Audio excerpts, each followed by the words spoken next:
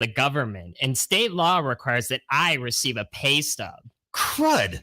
Now I'm supposed to be an expert on withholding payroll taxes and create pay stubs? That's why I created Patriot Software, to help employers with 1 to 100 employees do their payroll correctly with pay stubs. Go to patriotsoftware.com. Use promo code RADIO and get 2 months of payroll free. That's patriotsoftware.com. patriotsoftware.com. Accounting and payroll. Keep your time and money. Guys, 2022's been a roller coaster year, so spoil her this Christmas by giving her the next best thing to wearing nothing at all with soft, silky, naturally nude pajamas exclusively from Pajamagram. Sensuous and smooth, naturally nude pajamas feel just like her own bare skin, even more alluring than lingerie. The texture and touch of these pajamas is so seductive that you'll both love the feel of them. She'll love the feeling of wearing next to nothing at all, and you'll love the way they look. Best of all, Pajamagram does the wrapping for you with free gift packaging. Order today, and Pajamagram will also include a free matching naturally nude nightie with the purchase of naturally nude pajamas. That is free gift packaging and a free naturally nude nightie when you order today. Just go to pajamagram.com. It's fast, easy, and delivery by Christmas is guaranteed. That's pajamagram.com. Hey, did you get that proposal done? It can wait till tomorrow. Some things can wait. Should we book those flights to see your folks? We can do it later. But untreated COVID isn't one of them. If you're 50 or older or have a chronic condition, COVID can be deadly. Got COVID symptoms? Talk to a doctor and get treatment right away, because it just can't wait. We can do this. Paid for by the U.S. Department of Health and Human Services. Shop Woodhouse Place Hyundai and Nissan, 144th and Giles. KOZN, Bellevue, Omaha, Council Bluffs. A crossover is crossover dribble. Sing for the crossover. Kyrie Irving, crossover in the lane. One of the most famous crossovers of all time. Behind the back, an ankle breaker on Chris Paul. Crossover. Double crossover. The crossover continues to evolve. Wow, that's me.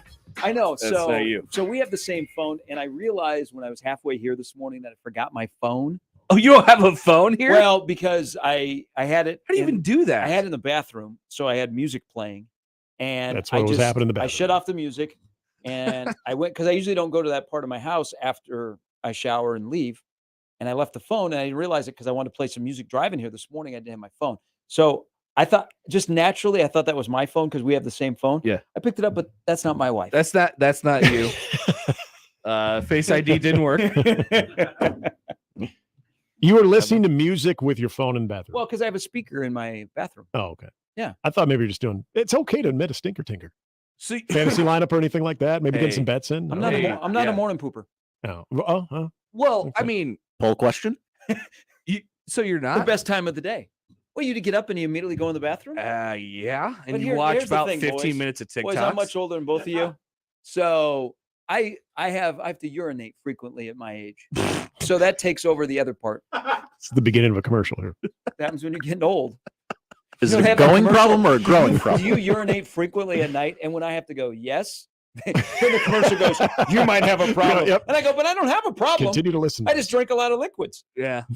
It's not a problem. No, I'm not a morning throner. Okay. Well, everybody's got their time. I know, and it would probably help with like show prep. Yeah. You'd be multitask in the morning. Can I be honest? That because this is the forum to do so, right? You should be honest. Okay. Yeah. It was about 3:30. Had a weekend of just a lot of crap that we ate. And yeah, I was like excited about waking up and also nervous about oversleeping. So I woke up about 3:30, had a little bit of a little rumble tummy. Mm-hmm. And so I did. I had my morning glory. But as you mentioned, some good show prepping during the time. I was in there long enough to where the legs got a little numb.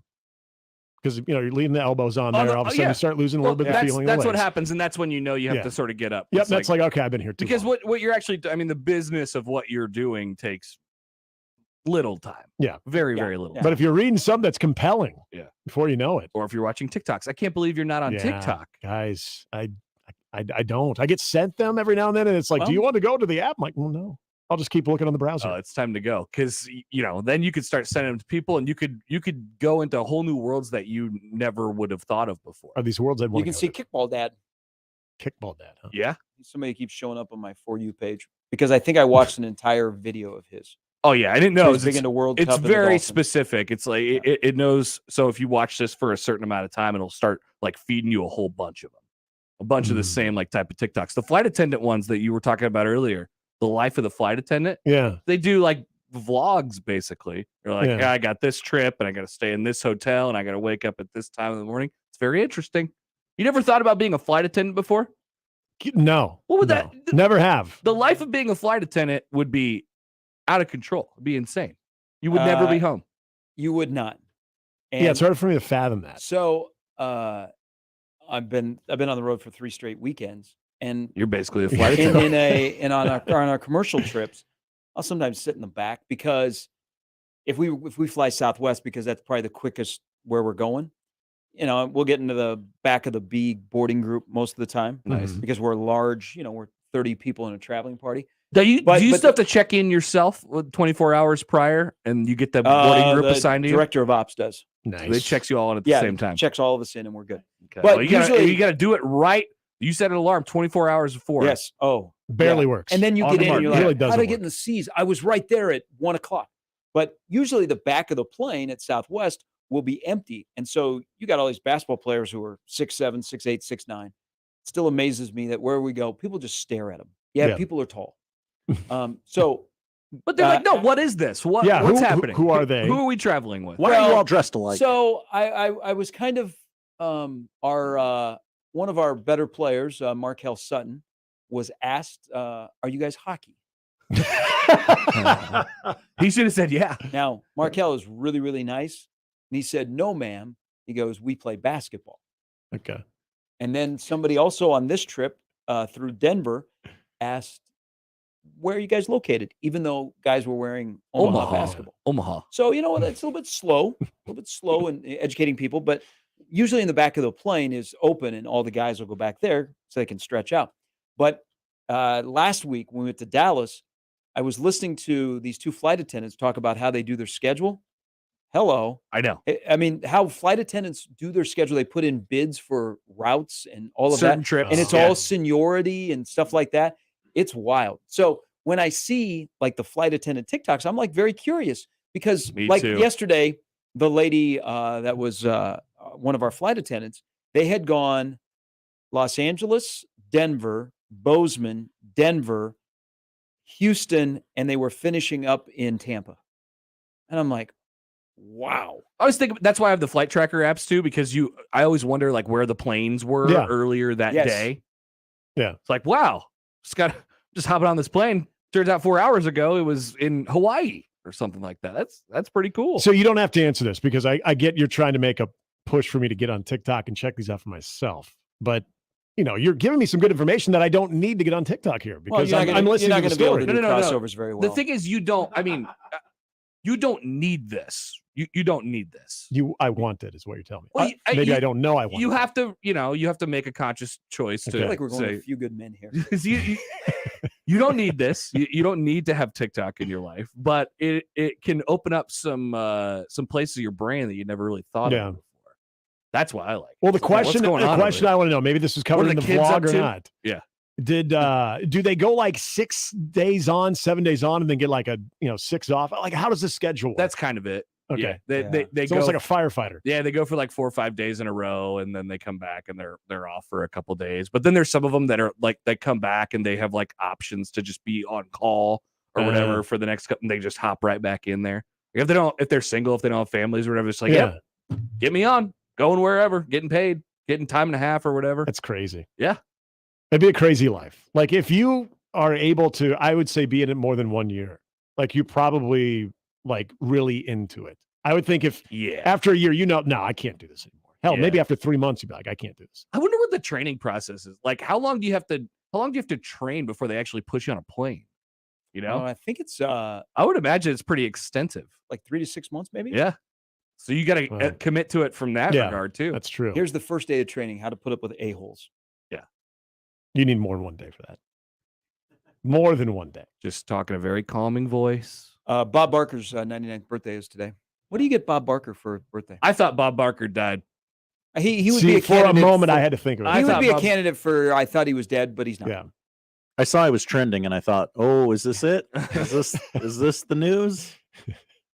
So he hasn't been. This is So he hasn't been on Price is Right. So his last year was 07. Wow. Bob Barker was born in 1923. And then Drew Carey. 1923. Bob Barker, actually, because I've heard him tell this story, he might have been on with Larry King back in the heyday of Larry King. Bob Barker grew up on an Indian reservation in South Dakota. I believe the story he was telling, that's where he grew up. Really? Uh-huh. But, so he Bob Barker's wife died 40 years ago. Wow. 40. Has he had like 3 wives since? It just says he's had one wife, Dorothy. Okay. Wow. Dorothy died in 1981. I was 2 years old when Dorothy died. And now he's 99. I don't know if he's had girlfriends but it says on his Wikipedia Well, page. he had the Barker's Beauties. Barker's Beauties. On Price is Right, which he was the host of for 35 years. And then Drew Carey took over.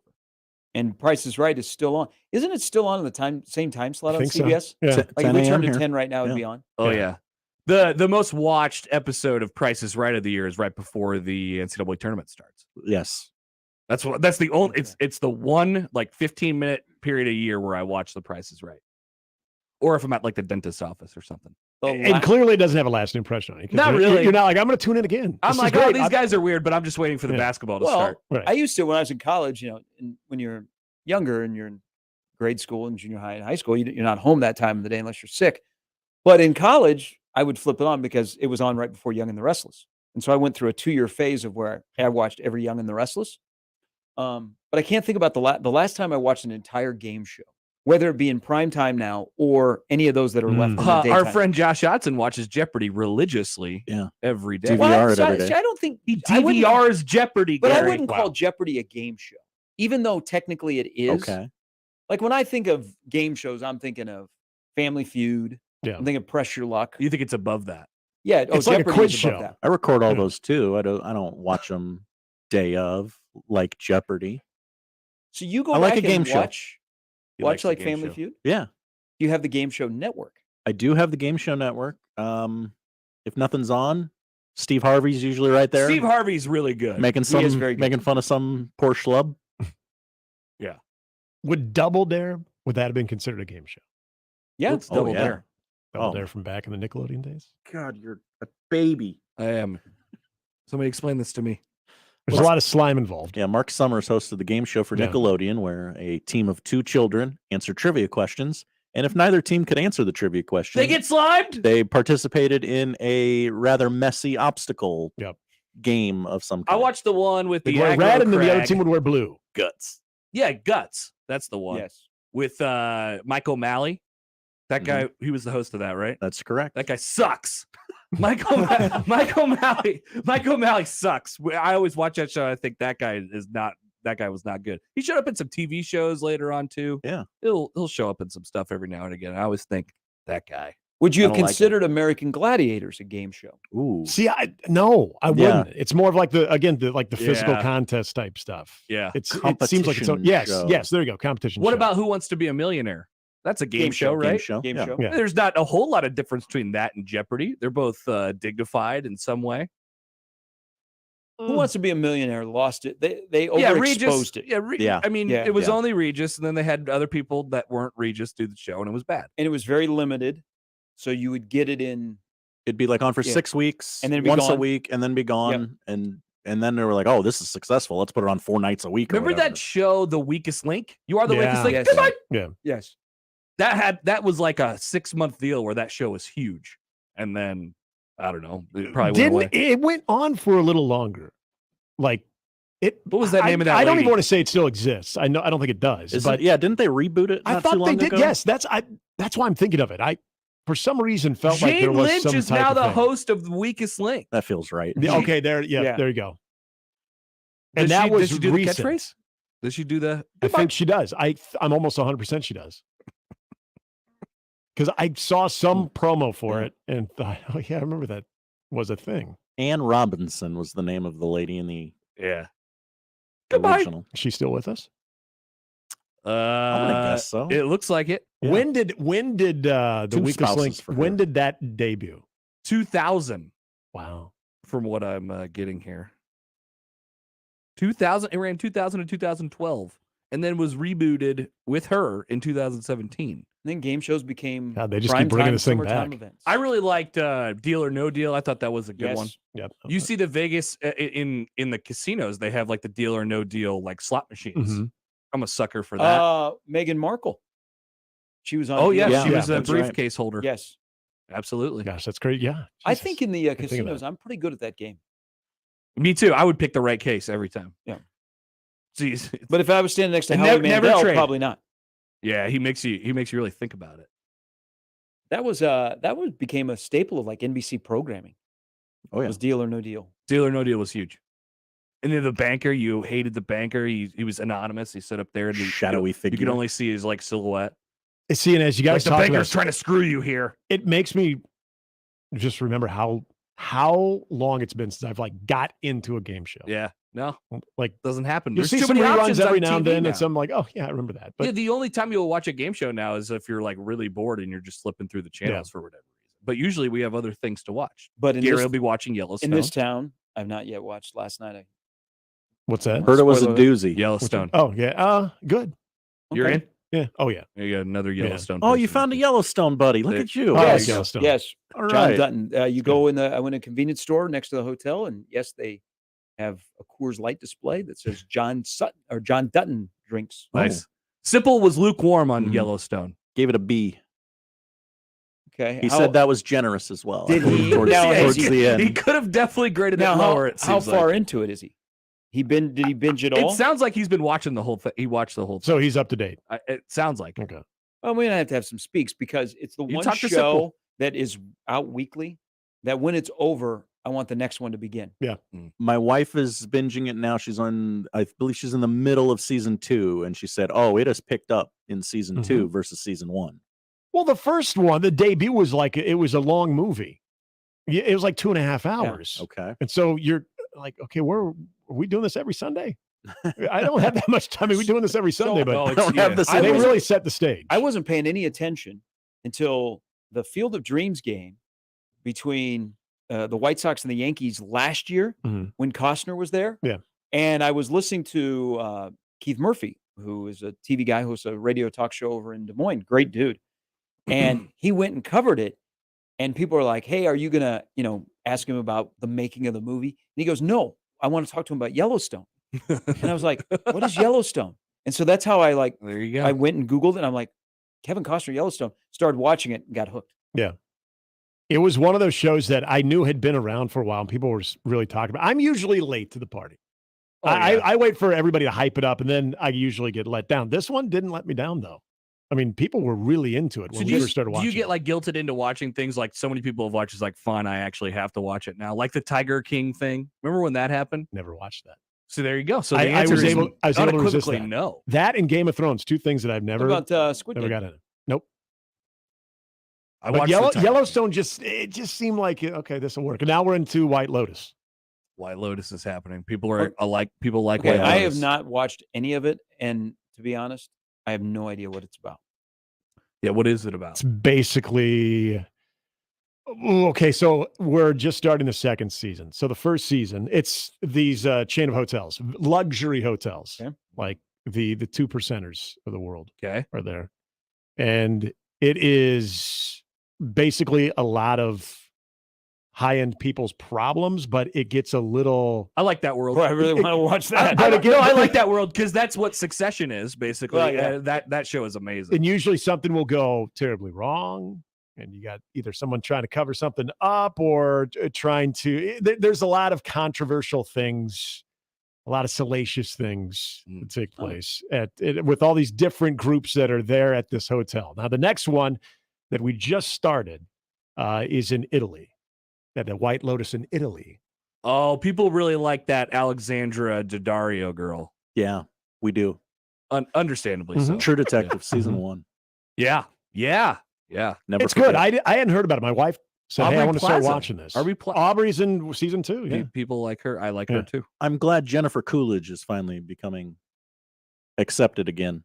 Which one is Jennifer? She played Stifler's mom. Oh yeah, and she is out of her gore in this thing. Yeah, It's yeah. fantastic, which I don't think is too far from reality. No, correct. Yeah, I like her too. The first line on her Wikipedia page. Stifler's She mom. may be best known for her roles as Stifler's mom in the American Pie film And the series. Bend and Snap girl from, what is it, Legally Legally Blonde? Blonde. Yeah. Paulette Bonafonte Parcell in the Legally Blonde film series. That's the whole first paragraph of her Wikipedia. And Good she's start. in season 2 as well. She's in both. She travels from Hawaii to Italy. She just loves staying at White Lotuses. Jennifer It's good. Coolidge It's very good. getting her due finally. It's about Connie time. Britton's in it. Tammy Taylor from Friday Night Lights. She's in the first one. I never watched the TV show Friday Night Lights. Ah. People always give me crap for that one. That's all right. I get a lot of crap for not watching Game of Thrones. Yeah, well, I'm with you on that one too. But I don't have anything against it. I feel like No, I it's too don't big either. of an undertaking at this point.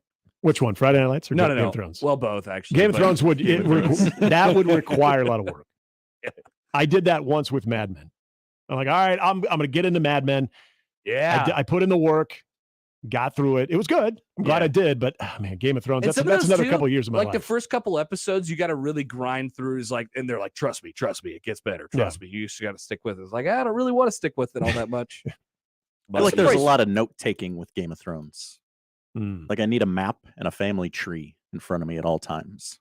Did you watch it from the beginning, Josh? Yes. Well, there you go. I still could only tell you like 2 characters' names. Nick, you brought up Mad Men, Yeah. which I liked a lot. Yeah. And I think it was very popular when it was on. That is a show that you very rarely hear people say I binged it. Mhm. But it was extremely popular when it was on.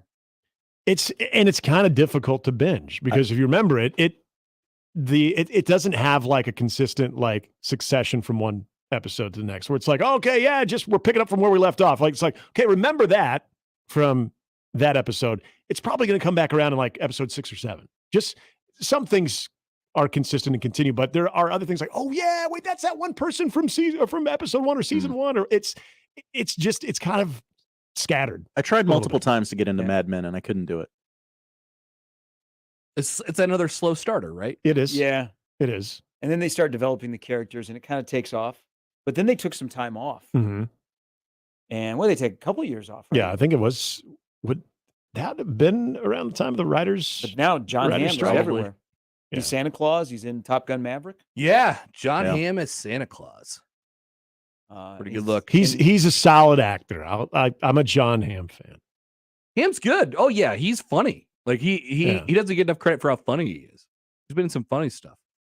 What John was Hamm. I'm trying to? What was the movie where? Bridesmaids. He was like the. Oh yeah, Yeah. Yeah, that movie is incredible. Yeah. Yeah. Yeah, All right, he's good. He's good all around. Nick, welcome. Yeah. That's I'm how the crossover works. I'm very happy to not be the new guy anymore. So now we can find out a little bit about you and make fun of you for it. That's great. And maybe people will lay off me, or maybe we'll just be more revealing about me. I don't know. Are people harsh on you? No, I just they think I have some interesting thoughts on things. TV But that's shows, who you are. food. I know, but now we get to learn more Sure. about another person. Were you a little bit concerned Saturday night with 15 points in the first half? Yeah, I think 16-15 at halftime. Don't think I'd seen that one before. And then wasn't a the weird second night. half was a school record for points for Nebraska women? I don't know if it was a record, but they ended up with 72. I was like, because I was thinking at halftime, I was like, they might win this, but it's not going to look good at the end of the game when it's 42 to 38. Hey, so the men brought out Matt that Rule. dub. Who did the women bring out at halftime? At halftime, we had a free throw competition and a half court shootout. Okay. Brought to you by the Lincoln Airport. No Had a red chance- panda. With had a free ch- had a airline chance tickets? to win a trip to Chicago. Okay. From the Lincoln Airport. At this time of year? You can go, I think, at any time. Wow. Thanks, Chicago in January is great. That is the crossover. Nick and Gary will be back with you tomorrow at 6. see you guys. We will start things off next with Iowa Western football coach Scott Strohmeier on 1620 The Zone. That's The Crossover. The Connor Happer Show is next on 1620 The Zone. Your Omaha area forecast from the Godfather's Pizza Weather Center and KETV News Watch 7 on 1620 The Zone. Watch out for possible slick spots Monday morning with areas of fog around and temperatures hovering around the freezing mark. Will be cloudy and breezy throughout the day with a chance for scattered showers in the late afternoon and evening. Highs in the low 40s. I'm meteorologist Sean Everson from KETV News Watch 7. The Zone Hotline is powered by Los Hills Harley-Davidson, your home in the hills. This is Scott Schultz from Host Coffee. 2022 marks our 50th year and business has never been better. We are rapidly growing and adding new customers, which means we need new route drivers and service technicians. We have new jobs for those new to the industry with little or no experience and new careers that require knowledge in the coffee and vending world. There's a good chance we have just what you need in a new job. Host Coffee offers competitive pay and understands the work-life balance. Apply today at hostcoffee.net/careers and join our team. Woodhouse Mazda and Woodhouse Place Mazda are the Omaha Metro's exclusive Mazda dealers, conveniently located in Bellevue or in Millard off 144th and Giles Road. You can shop, finance, and buy your next Mazda SUV or sedan your way. Our friendly and knowledgeable staff will guide you to your next vehicle, and our full service department is there for you when your vehicle needs maintenance. Visit us at woodhousemazda.com or woodhouseplacemazda.com to learn more. Since this is a radio commercial, you can't see the people standing behind me. They're the Langfeld family. Everybody wave. Oh, sorry, you can't see them because radio. Anyway, the Langfelds are the family behind Langfeld Overhead Door, where they proudly install Midland garage doors to fit any space and style, and they don't take a backseat to anyone when it comes to their service. Because if something goes wrong, it's their name on the line. So they're going to make sure it goes right every single time. Langfeld Overhead Door, 402-234-2700. Especially during the holidays, our time is precious. So when you make an appointment for service, you want things to run on time. For over 50 years, McCarthy's 1 Hour Heating and Air has valued their customers' time with their on-time guarantee. Their technicians are licensed, properly trained, and drug tested, and have over 100 years combined HVAC service experience. See more at McCarthy's1hour.com. For heating and AC service, repair, and installation, trust the folks who are always on time, or you don't pay a dime. McCarthy's 1 Hour Heating and Air Conditioning. McCarthy's1hour.com. Listen to Woodhouse Auto Family Blue Jay Overtime, the Creighton men's basketball postgame show on 1620 The Zone. Live from DJ's Dugout downtown. It's right after every home game, presented by Barry Law. Exclusively on your home for the Creighton Blue Jays. 1620 The Zone. Guys, 2022's been a roller coaster year, so spoil her this Christmas by giving her the next best thing to wearing nothing at all. With soft, silky, naturally nude pajamas, exclusively from Pajamagram. Sensuous and smooth, naturally nude pajamas feel just like her own bare skin, even more alluring than lingerie. The texture and touch of these pajamas is so seductive that you'll both love the feel of them. She'll love the feeling of wearing next to nothing at all, and you'll love the way they look. Best of all, Pajamagram does the wrapping for you with free gift packaging. Order today, and Pajamagram will also include a free matching naturally nude nightie with the purchase of naturally nude pajamas. That is free gift packaging and a free naturally nude nightie when you order today. Just go to Pajamagram.com. It's fast, easy, and delivery by Christmas is guaranteed. That's Pajamagram.com. Hey, did you get that proposal done? It can wait till tomorrow. Some things can wait. Should we book those flights to see your folks? We can do it later. But untreated COVID isn't one of them.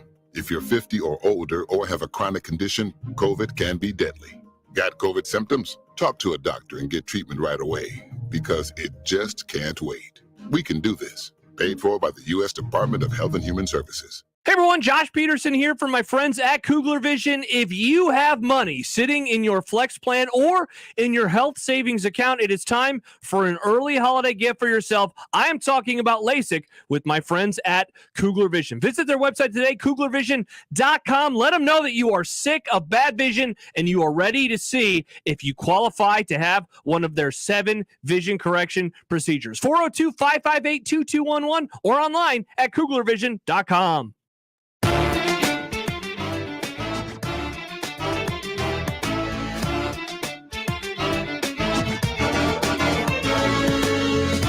right, good morning. Welcome back. More of the Connor Happer Show here on 1620 The Zone and 1620thezone.com. Big week here. Maybe no event bigger than Iowa Western Football National Championship. We talked to Coach Scott Strohmeier a couple times throughout the season, including prior to their playoff matchup in Mississippi a couple weeks ago. And they are back. Second straight national championship game appearance after winning that game. And they get a nice little rematch with Hutch, and Coach Stroh joins us now on the Les Hills Harley-Davidson hotline. Coach, how we doing? I'm doing good. How are you guys doing? So are you down there already? I'm good, by the way. I think Josh is good too. Did you make it down there already? And I'm in the bus right now. We left at 4:30 a.m. and we're about 45 minutes away from University of Arkansas, where we're going to practice here in a little bit. Very good, very good. You could take a picture out front with the hog statue. I'll do that. Okay, yeah, send it to us and we'll make sure we get it out there. Okay, so let's go back. You know, the story making it into the playoffs, seemed like an uphill climb. You're able to get there. You go down to Mississippi, and you sort of, you just get it done down there. I guess what went into that win, and sort of where's the team at from a mental perspective right now? You got to be feeling pretty good. Yeah, I thought, obviously, like you said, getting in, I think our guys were excited to get in and just given another opportunity. And we went down and a long trip to Mississippi, and I thought we played our most complete game in all three phases, that day, and came out ahead to earn ourselves a shot to avenge a loss against Hutchinson. So, I mean, now you get the second shot at Hutch, and that's got to be there's two headlines, I suppose. One of them is you get the rematch with Hutch, and the second one is, there's also a national championship on the line. So they're both pretty significant. But okay, going into this game as the team who lost the first meeting, does that play to your advantage at all? Well, I don't know. I mean, now that we got in and we're in this situation, that loss doesn't bother us as much, you know. And like I said, you can overthink a lot of things. We've been in this situation the last couple of years where we played guys multiple times, and I've never played Hutch twice, but who's going to make the most adjustments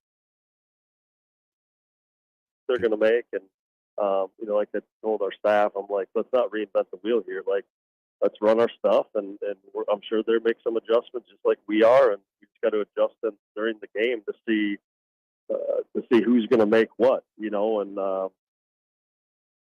so we'll see. I mean, here's the deal: they're 12-0. They've won every game. How much changing do they have to do? We lost the game, so sometimes you want to say that we're going to make some adjustments, but it'll be interesting. Yeah, well, with that game and how it played out, is it could have gone either way. Is a 1-point loss. I don't know. I imagine that gives you a little bit of confidence going into it that not only you can win it, but the first time around you maybe felt like you should have. I think you've talked about that a little bit, and then now you move the game and it's a bigger scene, it's a bigger setting, and there's more on the line. I guess how do you go through all of those sort of emotions leading up to a national championship game on Wednesday? Yeah, I mean, we've had, there's a fair amount of guys on this team that played in the game last year, and not that we were overconfident last year, but we're taking a little bit different approach. I want our guys to enjoy the experience of playing for a national championship, but at the same time, we've been stressing from the day after we won that we're going into this thing to win the thing. You know what I mean?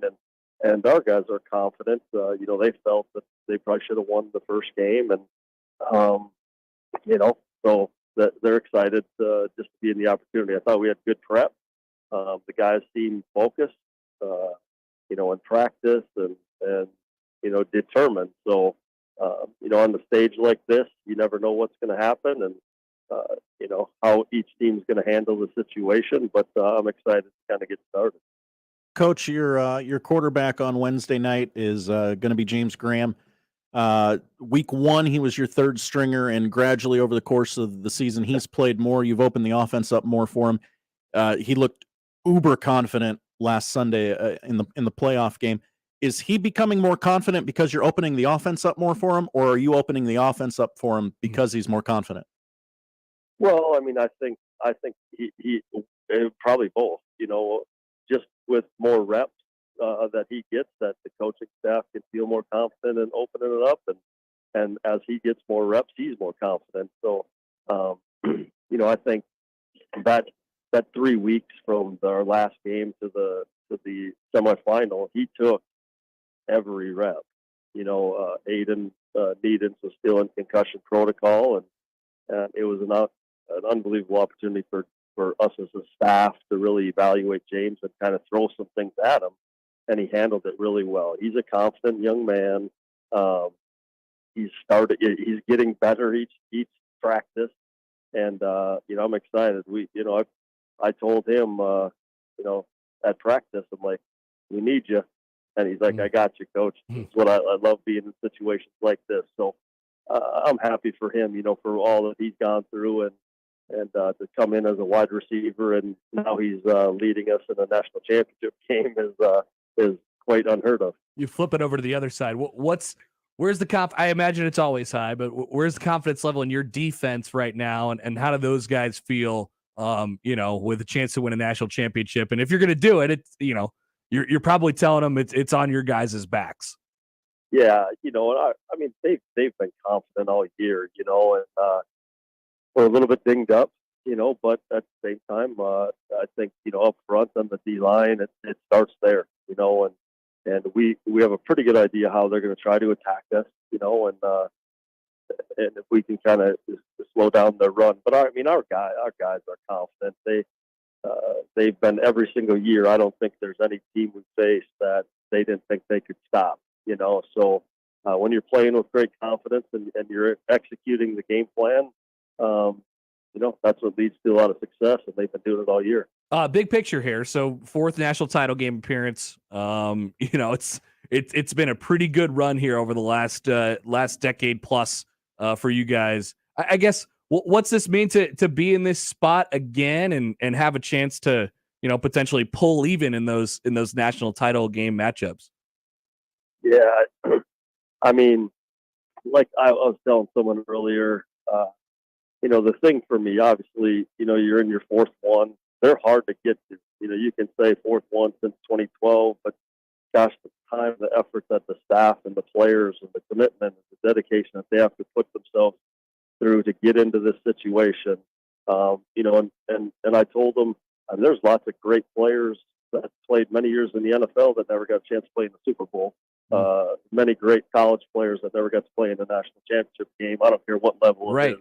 You're playing for a national championship, and let's enjoy it. But it's something that you'll never forget, And the thing for me, looking back on the 2012, the thing that was the most rewarding was seeing the players after the game, of all that they went through, the time and effort, the dedication, the extra work, to see that they achieved something at the highest level was probably the most rewarding.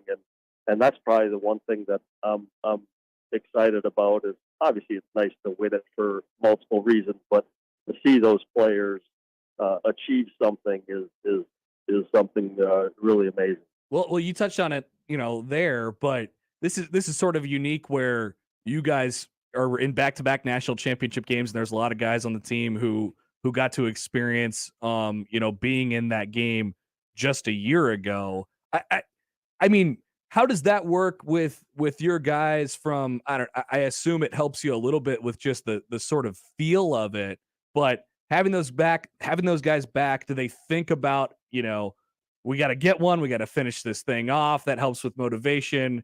Or I guess, how does that work with your roster where it doesn't, it doesn't happen that way, especially in junior college football where it turns over so fast and it's hard to bring, 2 years in a row with the same basically core of guys where you guys are in a national championship game yet again.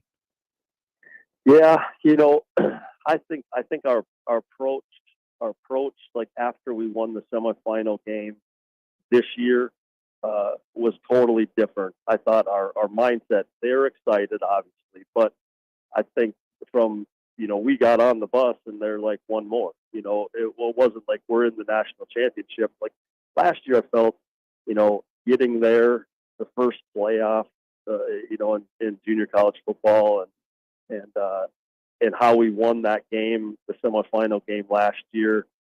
I don't know. It was just a totally different feel after this game, and part of that's because a lot of these guys were in it last year. You know what I mean? And they know the how they felt after that game, and that we don't want to experience that feeling again.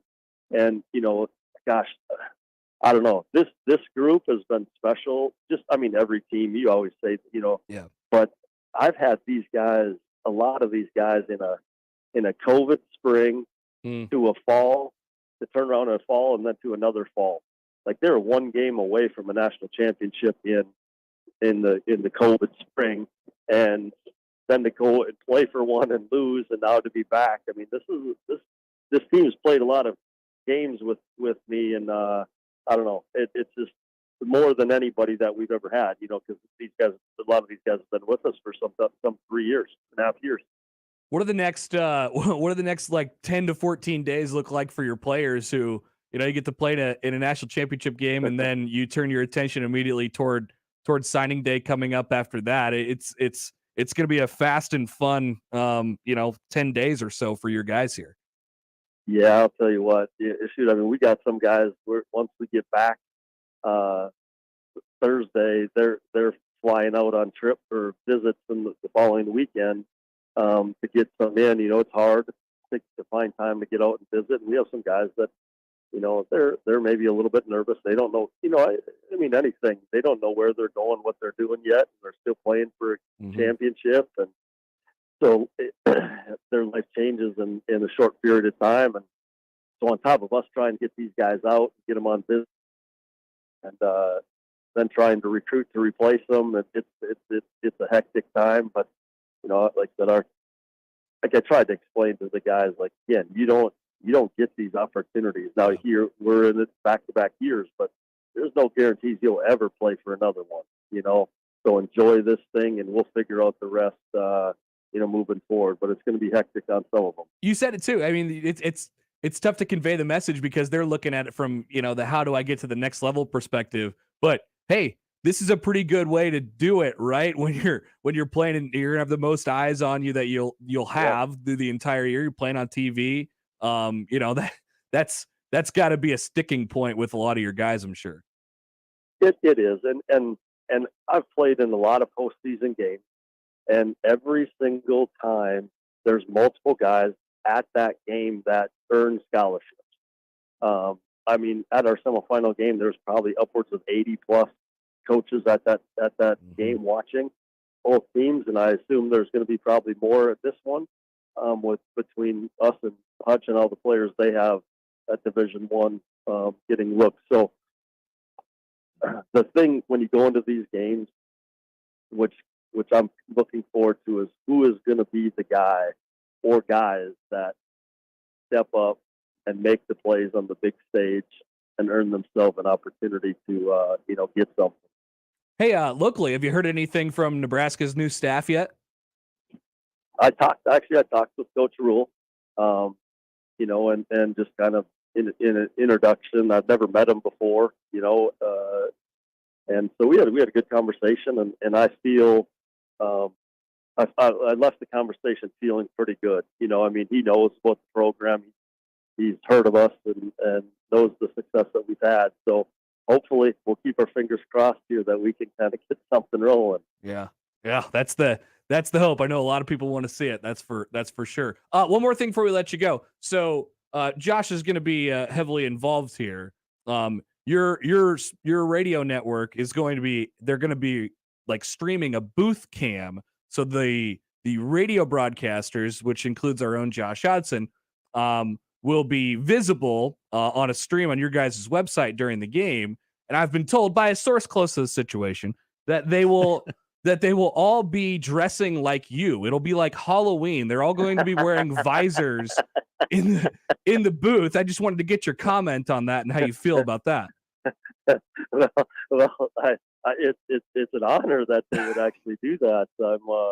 I'm looking forward to seeing it. That's my thing. I want to see it, and unfortunately, I won't be able to watch the stream, but I'll probably come back and get it later. I'll get you after the game when I do my interview. But that's awesome. I love it. Oh, don't worry. We'll have screenshots and we'll send them out there. That's for sure. The internet won't let it die, Coach. Hey, Coach, appreciate it. And thanks for chatting all these times. We'll catch up again during the offseason at some point. But good luck. Can't wait to watch on Wednesday. Should be a really, really fun night for you guys in your program. Thanks. I appreciate it, guys, and thanks for having me. That is Scott Strohmeier, the head coach at Iowa Western. Josh in the booth. Yeah, they headed out today. We leave tomorrow. I got that nervous, excited energy. Yeah. Want to run it back. Didn't go well last year. I think that's, I think there's a lot of things that line up just from the mental perspective, right? I think coaches don't look at it this way, probably, but I do think you want to be the team that didn't win the first matchup or that didn't win the game last year. If you're specifically talking about this one, just needing that extra little boost. You could tell in Stroh's voice, like they feel confident. Yeah. And it's not because they, lost and they just have that going for them now, but they genuinely feel like they could have won that game against Hutch the first time around. And, yeah, they were up 11 in the fourth quarter. Right. A punt goes sideways and gets run back to the end zone for 6, and it kind of changed the whole complexion of the game. Whereas if you get that punt off, you probably win the game.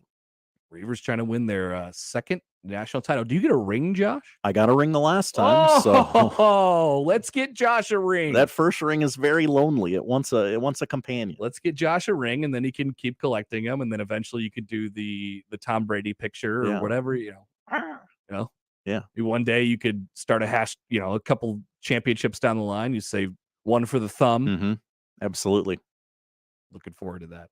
All right. Thanks to Coach Stroh and good luck to them. And yeah, it's going to be a pretty wild, next week or so for those players who get back on Thursday and then go out to visits over the weekend and try and get things wrapped up in that regard too, from the recruiting perspective. Good to hear he's talked to Coach Rule. I wondered about that, and I'm glad we got the right answer on that. Yeah. I would have been a little disappointed if the two had not been introduced in some form or fashion. Not surprising, and this is one of the things we're going to talk about too. And Schaefer will join, and we'll talk about Sam about it with Sam too.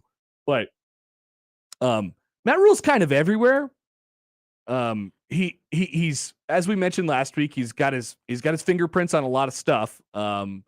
He's very I think he's very particular about sort of what he wants, but he's very good at networking, meeting people, and it's not just for the sake of like, hey, I need you in my corner. It's like, let's build a relationship. Mm-hmm. I'm here, I'm out, and he's going to take the time and effort to do that. And sometimes with high schools and with junior college, especially with Iowa Western in the area, that's all it is, man. It's just check up every once in a while, say hi, build a relationship, and the coaches feel like they can contribute to, I don't know, it's not their job to make Nebraska football a better place, but you go with the people you have relationships with, and that's important.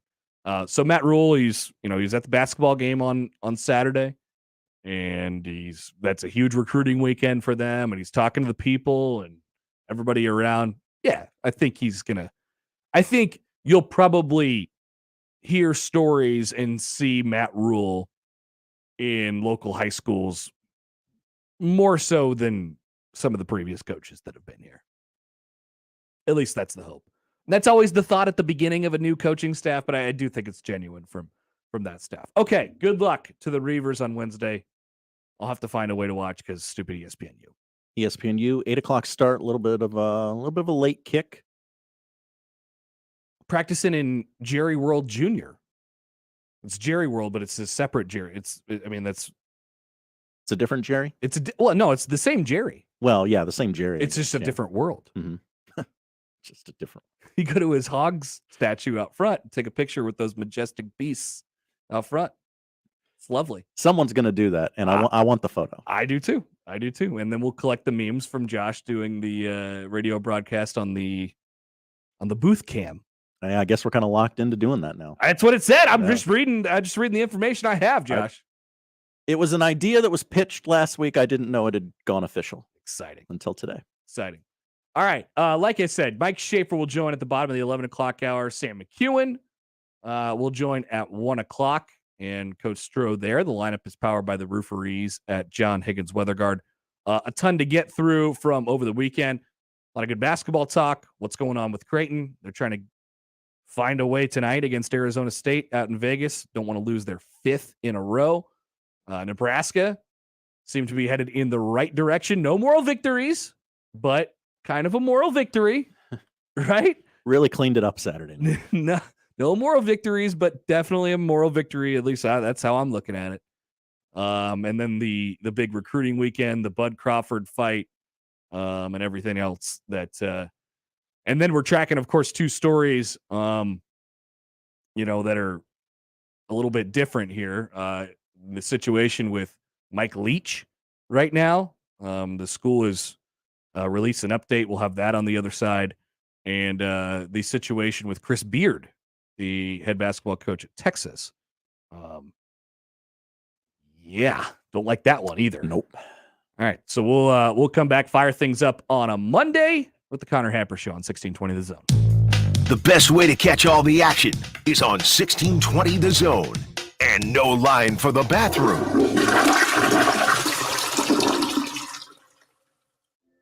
Suicide can be prevented by knowing the warning signs. And most importantly, knowing what to do if you recognize those signs in yourself, a loved one, or even a stranger. There are simple ways you can be there for someone, so they can be here for more tomorrows. Visit moretomorrowsne.org to learn the signs, how to approach the conversation, and where to get help. Or call 988 for help now.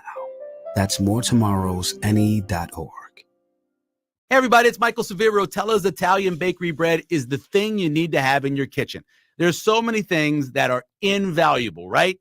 The thing that's most invaluable, in my opinion, this time of year is having some fresh bread in your house, whether it's dinner rolls or for a hamburger or hot dogs or just some regular white bread so you can make yourself a peanut butter and jelly sandwich, or maybe you're watching some bowl games. Whatever it is, you want to have a good time, and the good time involves Rotella's Italian Bakery. It's 100 years of tradition. Get some bread today. Hello, friends. Kent Pavelka wishing everyone happy holidays and best wishes for the new year from John Higgins Weather Guard. You know, we're fortunate to live in such a great community with a strong economy, good schools, and public service, along with a high level of health care and simply a great way of life. We appreciate everyone who's done business with us, and we look forward to meeting new customers in the new year. Happy holidays from your fans, the Rooferees at John Higgins Weather Guard, America's leading installer of Da Vinci roofs.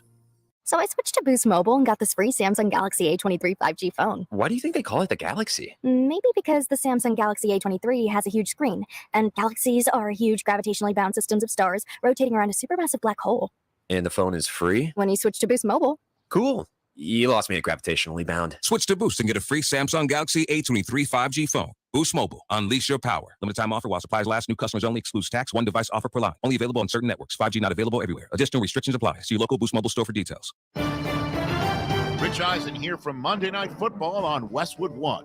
Week 14 wraps up in Arizona when Kyler Murray and the Cardinals play host to Mac Jones and the Patriots. Kevin Harlan and Hall of Fame quarterback Kurt Warner will call the action on air and on the free live stream sponsored by AutoZone. Join us for the Pats at the Cards on Monday Night Football. Right here on 1620, The Zone. Football season is underway, so now is the perfect time to download FanDuel, America's #1 sportsbook. Because right now, new customers get a no-sweat first bet up to $1,000. That's free bets back. If your first bet doesn't win, just sign up with the promo code WIN. FanDuel has all your favorite bets from the money line to point spreads to player props. So sign up today with promo code WIN for your no-sweat first bet. Make every moment more this season with FanDuel, an official sportsbook partner of the NFL. Must be present in state where lawful to wager. 21 plus in select states. First online real money wager only. Refund issued as non-withdrawable free bets that expire in 14 days. Restrictions apply. See terms at sportsbook.fanduel.com. Gambling problem? Call 1-800-GAMBLER. Visit fanduel.com/RG. Colorado, Iowa, Michigan, New Jersey, Pennsylvania, Illinois, Virginia. 1-800-NEXT-STEP or text NEXT-STEP to 53342. Arizona 1-800-789-7777 or visit ccpg.org/chat. Connecticut 1-800-9-WITH-IT. Indiana, Kansas 1-800-522-4700 or visit ksgamblinghelp.com. Louisiana 1-877-770-STOP. New York 1-877-8-HOPE-NY or text HOPE-NY 467-369. Tennessee Redline 1-800-889-9789. Wyoming, West Virginia 1-800-522-4700 or visit 1-800-GAMBLER.net. If taking care of your parents' final affairs has taught you anything, it's that you don't want your kids to have to do it for you. Write this number down, 402-397-5880. That's the number to the law office of Christian R. Blanc. Chris Blanc can walk you through the creation of your own estate plans that include power of medical attorney, living will, joint living trust, and more. Your initial consultation is always free. Call the law office of Christian R. Blanc at 402-397-5880. Why can't every morning be fun like Saturdays when you were growing up? They can with Control Coffee and Cereal Bar. Control is a casual place to explore new tastes, meet friends, have business chats while enjoying your favorite brew, drink, and of course, cereal. Control has over 30 cereals to choose from, and Control Coffee and Cereal Bar even provides the fun with retro gaming. Stop by today at 1016 South 10th Street or visit them on the web at ctrlcoffee.com. Shop Woodhouse Place Hyundai and Nissan, 144th and Giles. KOZN, Bellevue, Omaha, Council Bluffs.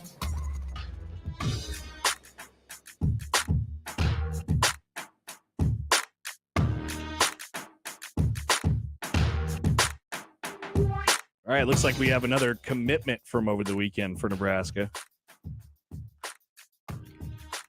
Sincere Safiula is a cornerback, and he's just announced on Twitter that he is committed to the University of Nebraska. There was a tweet from Omar Hales, one of Nebraska's staffers, that something was happening. He did like a GIF with fireworks going off. I think we're still trying to find what the official like notification. You know how Nebraska baseball has Coach Harvell do the Big Lebowski pounding on the roof GIF. Mm-hmm. There used to be the booms with Bo. Still trying to find it, but it feels like Omar Hales is our go-to guy. And they have got a commitment this morning from Sincere, great name, Safiula. I think that's right. I think he nailed it, actually. Looks like it's right. Anyway, they got a commitment from a long snapper transfer over the weekend. Working on some transfer portal guys, some high school guys as well. Sincere Safiula is a cornerback who currently plays football at the IMG Academy. And he is the second high school or third high school. It's hard to keep track. This is why we have Schaefer on at the bottom of the hour. I think it's the second high school commit that they have got. Maybe the third. There was another one over the weekend. High school commitment for the Matt Rule staff. So they're putting things together. One of the questions I do want to ask Schaefer is, from a recruiting perspective, what how many kids are they going to take? High school kids are they going to take in this? And I do think that'll sort of tell us, and we're talking about this class 2023. And can you draw any conclusions based on how many kids they end up taking for what this roster may look like, how active or not active they're going to be in the transfer portal, what they think of the roster right now, which will, at this point, we'll have some guys, especially on the defensive side of the ball, back. I want to talk to Schaefer about the quarterback situation too, with the Jeff Sims visit from over the weekend. What does that mean, for the quarterback situation at Nebraska right now, where Casey Thompson is hurt and he might go, who knows? He might be out for the spring with the labrum deal. And then I think Smothers is getting some stuff patched up as well. And Chubba Purdy's on TV. Yeah, needs to have his nose in a playbook, not in the stands. Am I right? This guy. Me and everybody in Nebraska watching the 49ers game yesterday doing the Leonardo DiCaprio pointing at the TV. Exactly. It's Chubba! Chubba! Look, it's Chubba! Somebody commented earlier on our YouTube stream. Did you guys see Chubby at the 49ers game? Yeah, I saw Chubby. I didn't know we were calling him that, and I like it. Chubba, Chubster. Your dad is crying. Hug him. The Chubmeister. He had a great jacket on, a great 49ers jacket, old school. Looked like a starter jacket. And how about his brother, Barack? Oh, yeah, we're going to talk about him later. We sure are. It's not bad. No. He kind of gets the ball out quick. And everybody made the same joke. Seems very relevant. Predictably, the Buccaneers are terrible. Yeah, I'm going to let you take a victory lap on that. They suck. They still might make the playoffs, but they suck. Broncos eliminated from playoff contention. We're going to take a victory suck lap too. on that today. Although they scored a lot of points yesterday. Good for them. They did. All it took was knocking Russell Wilson unconscious for them to find some offense. Hey, well, they did that. Look, it's all in the moment, so it's hard. But in hindsight, he gets knocked on the ground and, his head hits the ground hard. And everybody's pointing over to the sideline like, yeah, we got to get this guy some help because we saw the way that happened. Mm-hmm. But the close up, like zoom up on his face when right after his head hit the ground, it made me a little uncomfortable. Seeing that knot on his temple made me uncomfortable. Yeah, I mean, but his eyes are open, like he's there, but he's obviously not there. Yeah. You know what I mean? It's like, yeah, I don't really want to watch that anymore. It makes me a little uncomfortable. Let me turn over to this Niners Buccaneers game that they cut from in the third quarter because it was a blowout. Yeah, the Bucs are 6-7 now, but still atop the dumb NFC South. Blasted into the sun. All right. So elsewhere, let's we gotta get to this to start. I do want to talk about Mike Leach a little bit. So, and there's some details that are starting to emerge of exactly the health situation that Mike Leach is in right now. Does not seem good, obviously, but the Clarion Ledger in Mississippi is reporting that Mike Leach had a massive heart attack, and then we knew from last night that there was some issues with how quickly they got to him, and then how quickly they were able to get him to the hospital by helicopter. And there was some weather issues there. They were able to eventually get there. But the Mississippi State has released a statement this morning, and basically they're not having any further comment at the moment, other than the fact that his situation is not good. I will read you Mississippi State's statement. Mike Leach remains in critical condition at the University of Mississippi Medical Center in Jackson.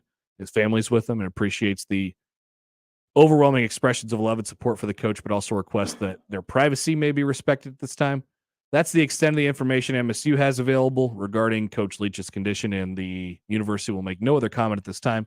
MSU will issue additional information via social media when it becomes available. So, a lot of people sort of paying tribute to Leach today, and this is overarching, but anybody who is, you can ask Mike Leach anything. We've talked about this before. You could, and he's thoughtful about it, right? He's got an answer for you. I think he's been described as a person who knows a little about a lot before. That would run contrary to his impact on the football community and the college football community, right?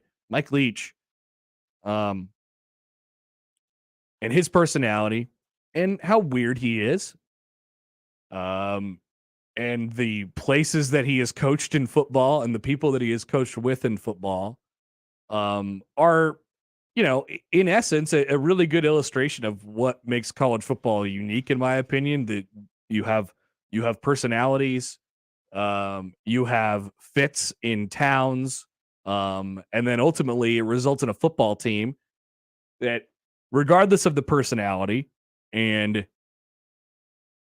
how weird or oddball of a human you might be, you have a football team to coach.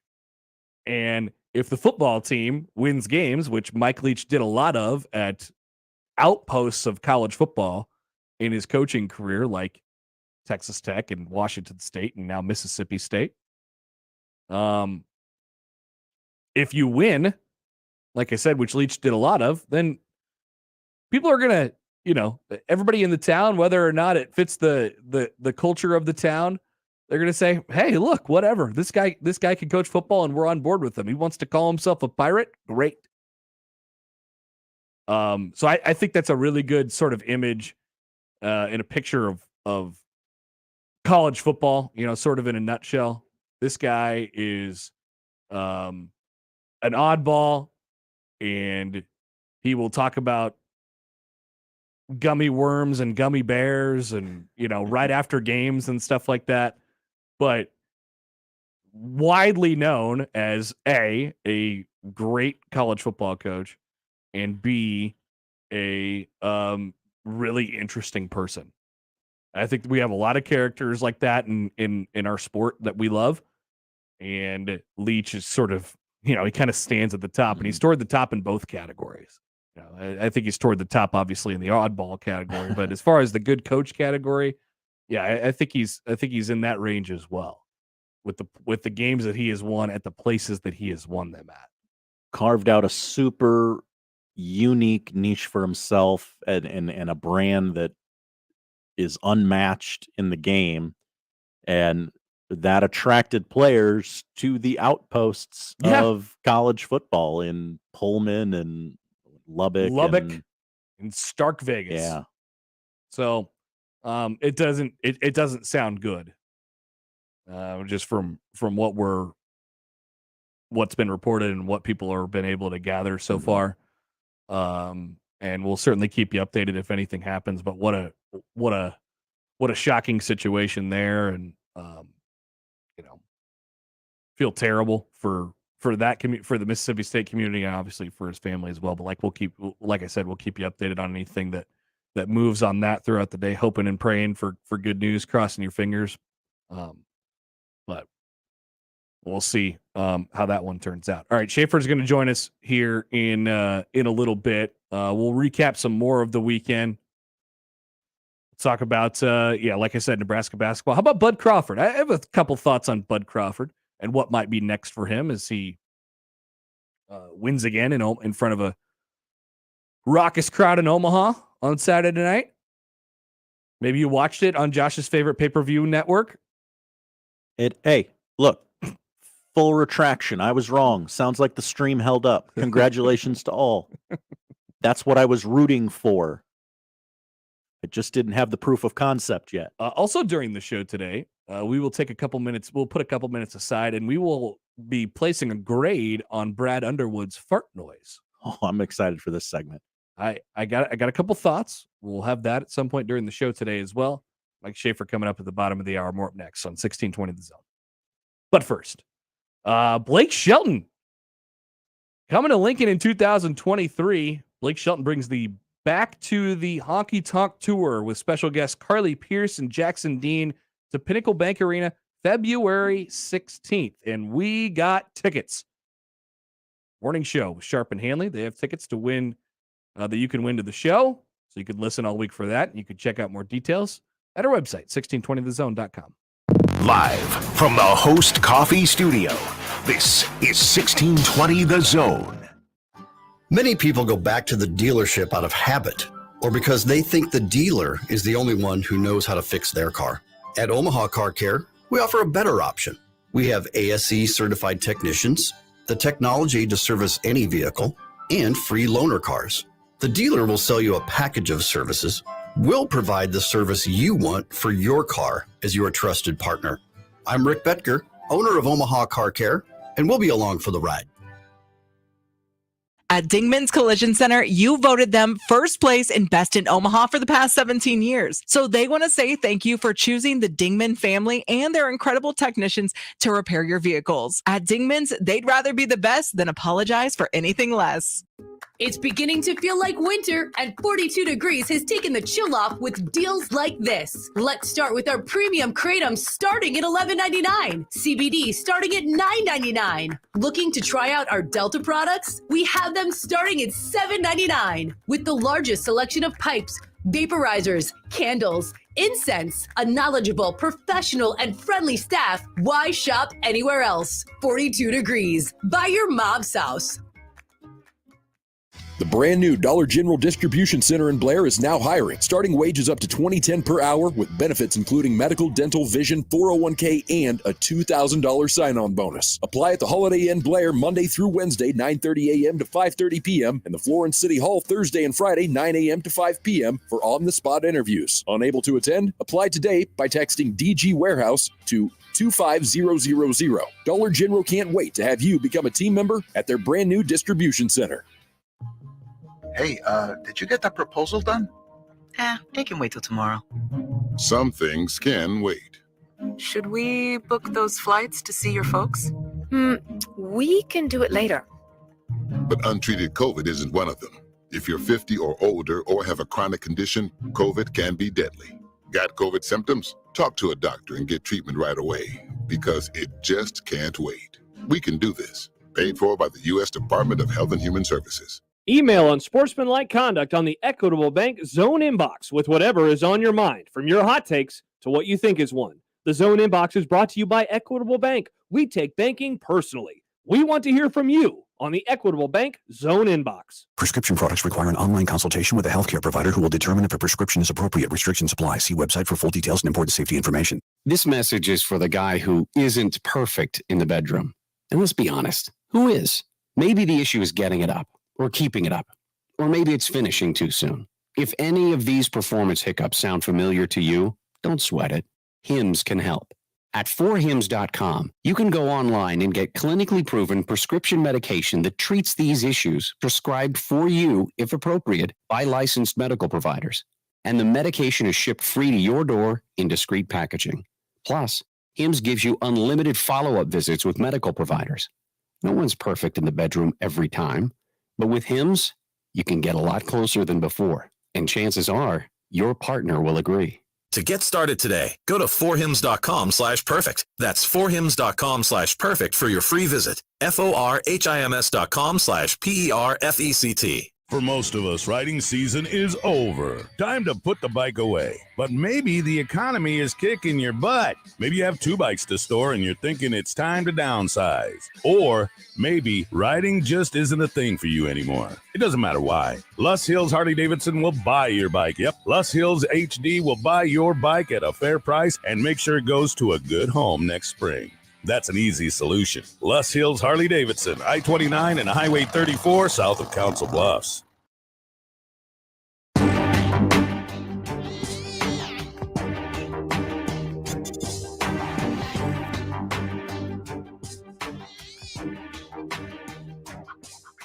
Scott Frost. He's coaching the Army All-American game, but not the big one. Not the one that you know and is on the NBC. I should say, so not the Army All-American game, the U.S. Army Bowl. And when I tell you I had difficulty finding information on this, I mean it. Oh? I don't know who's on the roster. I couldn't, the only information I could find was basically how to buy tickets, and it's in the Dallas area on Friday, I think, or Friday or Saturday. But it will be coincidentally and hilariously Scott Frost coaching a team against Houston Nutt. Just the perfect pairing, right? And then people got to make jokes about how Scott Frost is, he finally gets to go to a bowl game, and he might lose by 1 score, and that entire thing. But it'll be good to see. I'm sure it will have some viewers. Is Scott Frost this year's version of like Adrian Martinez? We're just going to be watching his every move, regardless of where he is. Mm-hmm. Absolutely. I think so, right? Yeah. The Adrian thing tailed off because I think we had other stuff to worry about, and he was hurt at various points during the year as well. In and out. He's going to play in the bowl game. Yep. But will you be watching Scott Frost coach a high school football game, all-star game, this weekend? No, not 1 second. Yeah, I don't think I will. No, I don't think I will. Either. Now, after the fact, will I look up clips or images of him roaming the sidelines? Yes. Yeah, they're going to do a little interview with him, maybe. I don't know. You got to try, on right? TV? That's another good question. What is the actual name of this game? It is called the U.S. Army Bowl. Okay. Which is not the U.S. Army All-American game. Okay, because when you Google U.S. Army Bowl, the All-American Bowl is what comes up. Yes, I believe it is different from that. Great branding for this game. Once again, difficult to find information. Not exactly sure what this is, but they have Scott Frost and Houston Nutt coaching. I don't know what kind of players are going to be playing in it, but Scott Frost will be coaching in it. Hockey Dad tweets in, at Connor Happer and the J-Tech Construction Zone Twitter feed. Will Frost show up to practice? He showed up to most practices, just not on time as much as maybe you would want. I don't know. I hope so. So this is the game in Frisco, Texas. This is the game in Frisco, Texas on Saturday. Okay. Yes. Okay. The U.S. Army All-American Bowl is the one that's on NBC like in January. Yeah. First weekend in January. This one is different. I went to their website. It's not a great website. There's little to no information about it at all, other than here's where you can buy tickets and here's where the game is located at. They have a Twitter account. They used a very odd picture of Houston Nutt. They were retweeting a lot of things. Okay. About comments on when they did the coaching. I think the coaching staff tweet was like a really popular tweet because obviously, people here in Nebraska are like, oh my God, it's Scott Frost. I know that guy. And they were just sort of retweeting everybody's quote tweet on it. So I think they enjoyed the viral nature of the tweet and the fact that people were interested in their game. Don't know if they capitalized on it though, because I don't know where to watch it and I don't know who's in it. Maybe, like if there was a couple good players in it, I'd be like, yeah, sure. I mean, I'm just looking through their Twitter feed. There's a girl in the tournament. This is apparently a tournament. It's a tournament. It's not an actual football game. I don't know. We gotta launch a whole investigative report on this game. Tiffany Chan. What's Tiffany gonna do? I don't know. She's from Worcester. She's gonna be participating in the football. The news clip that she sent out. It's a news clip about herself from the local TV station. It says Worcester girl to compete in U.S. Army Bowl football tournament. I don't have the sound on. That makes it even more confusing. Right? Okay, so I'm not alone. It makes it even more confusing. I don't know what to do with that. James tweets in at Happer Show on the J-Tech Construction Zone Twitter feed. So let's get these all out, right? Frost coaching high school kids. I'm sure he'll connect with them by talking Call of Duty strategies and tactics. Hey, I hope Scott Frost lands on. I hope Scott Frost lands on his feet somewhere and like is an offensive coordinator somewhere soon, so we can, the jokes are funny. All right, I'm here for him. The jokes are funny, but we need something else to talk about with Scott Frost other than how it went here. Because I do think he's a good football coach. I just don't think he's a very good head football coach. He has a skill set. He certainly was not a very good head football coach here. Yeah. So coaching a high school all-star game is actually probably pretty good. Just call some plays, All right, let's take a phone call here from Drew. We'll get to before Schaefer comes on here in a couple minutes. Hi, Drew. Hey, I think the injury thing at the end was a convenient excuse because he got beat out. He's Wally Pipp of the century. And my K-State fans are complaining to me. Oh, on Adrian. I was like, what are you talking? Okay, got it. On There's Adrian. There's a few of them. that they might be undefeated, and I kind of agree with them, and in the playoff if Martinez never came to Nebraska. So I love that is Martinez's legacy with 95% of K-State fans, because we know fans, we're all unrealistic, but Will Howard's a stud. Yeah, I don't know. They say he can pass. Martinez can't. Right. What I watched of the Big 12 I watched K-State a couple times without Martinez. I don't know. I'm not sure. Better than Martinez is what I'm getting at. Yeah, I don't know. I'm not convinced of that. Oh, the stats are. Yeah. And, with Frost, I don't get that joke. He can finally go to a bowl game. I don't get it. Why?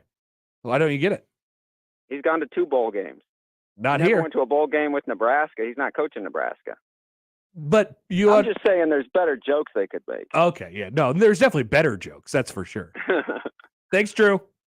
All right. Hey, I can't wait to call on February 14th. Because you love us? No, because Creighton's not going to be in the top 25. Oh, yeah, that's right. Well, they're not going to be in the top 25. I'm going to leave you with on this brilliant Monday is you can't spell NIT without Creighton. See ya. All right, Drew. Coming in hot. I think Adrian Martinez is very well liked and respected as a teammate at Kansas State. I mean, he was the team captain in the Big 12 championship game. He won the coin toss, right? The overtime coin toss. Yes, he won the team the game. Poll question at Happer Show on Twitter: is Adrian Martinez the Wally Pipp of K-State? I think they're both a little. I think both of those guys are a little bit limited in terms of what they can do with their arms, and I think their offense reflects that at times. I watch that Will Howard guy. He can make the throws, and I think he's less talented from Adrian Bernard talent perspective. Man, some of those things are coming in, but credit to K-State, because they always sort of find a way regardless of what they have. They really do on their roster. Like, okay, what do we have? Let's coach around it. They won the Big 12 championship. Scheme it up. Yeah.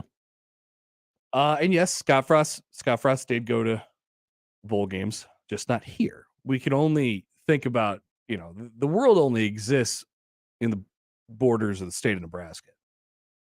It's the only way we can think about it. Exactly. And for Creighton, well, they're not going to be in the top 25 today, or they're not in the top 25 today. So they're going to work their way back into that thing. They need to win tonight. We'll talk about them a little bit later as well. All right, Mike Schaefer coming up. It's a big weekend. It was a big weekend recruiting wise. There has been another tweet from Omar Hales. He said he does the fireworks GIF again and says go big red X3. Ooh. So is there another commitment coming in the next couple minutes? 3 times means it's real. You can catch Mike Schaefer off guard here a little bit. Next on 1620 The Zone. Previously on Unsportsmanlike Conduct. How many Big Ten head football coaches could name 3 Pokemon? You got to think about the youngest coach, first of all, because maybe he would have grown up in the era of Pokemon. And who is the youngest coach in the Big Ten? If I had to pick one, PJ Fleck. Bingo. He's probably the guy. If there is a one. I got one for you. Mr. Sex Haver himself, Luke Fickell, with his 8 kids. Unsportsmanlike Conduct with John Bishop and Josh Peterson. Weekdays 2 to 6 on 1620 The Zone.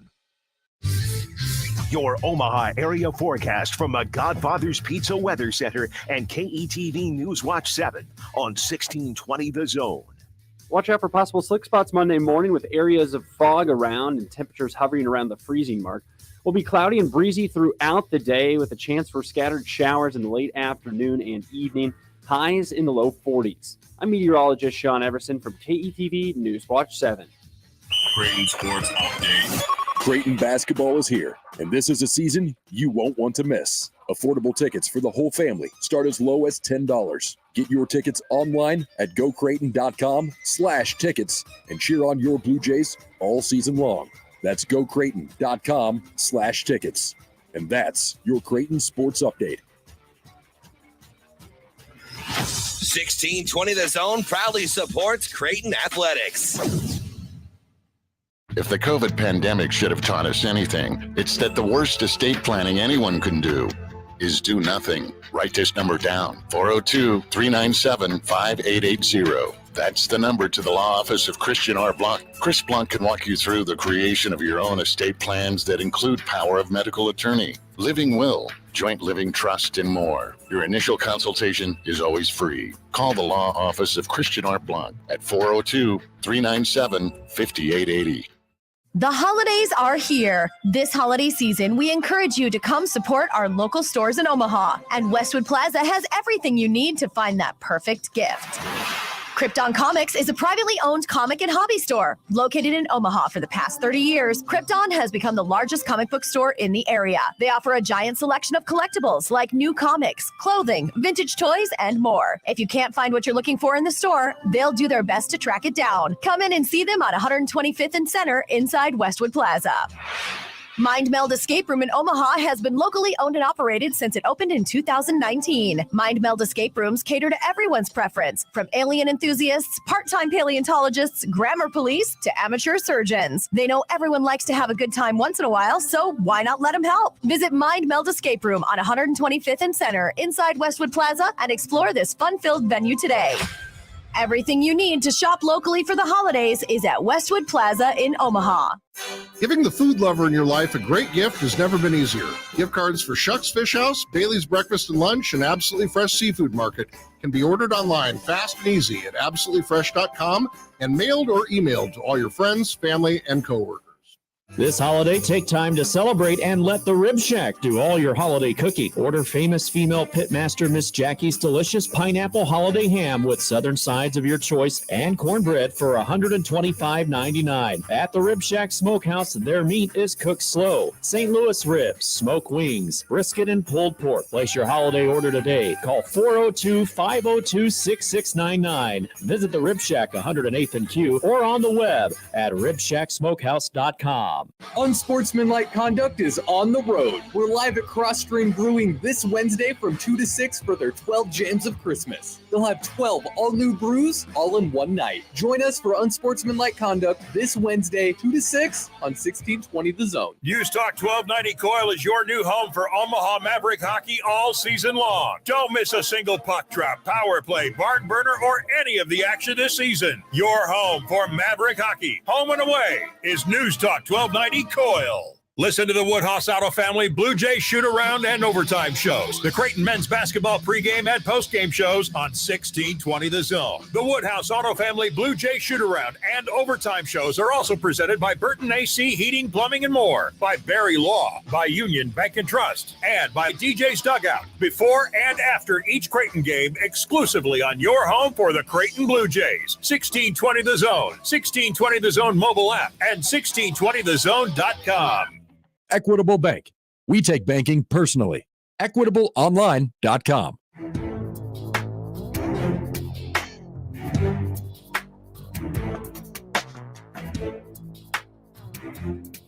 All right, back here on a Monday after a Creighton weekend for Nebraska. Mike Schaefer of Husker 24/7 joins us now.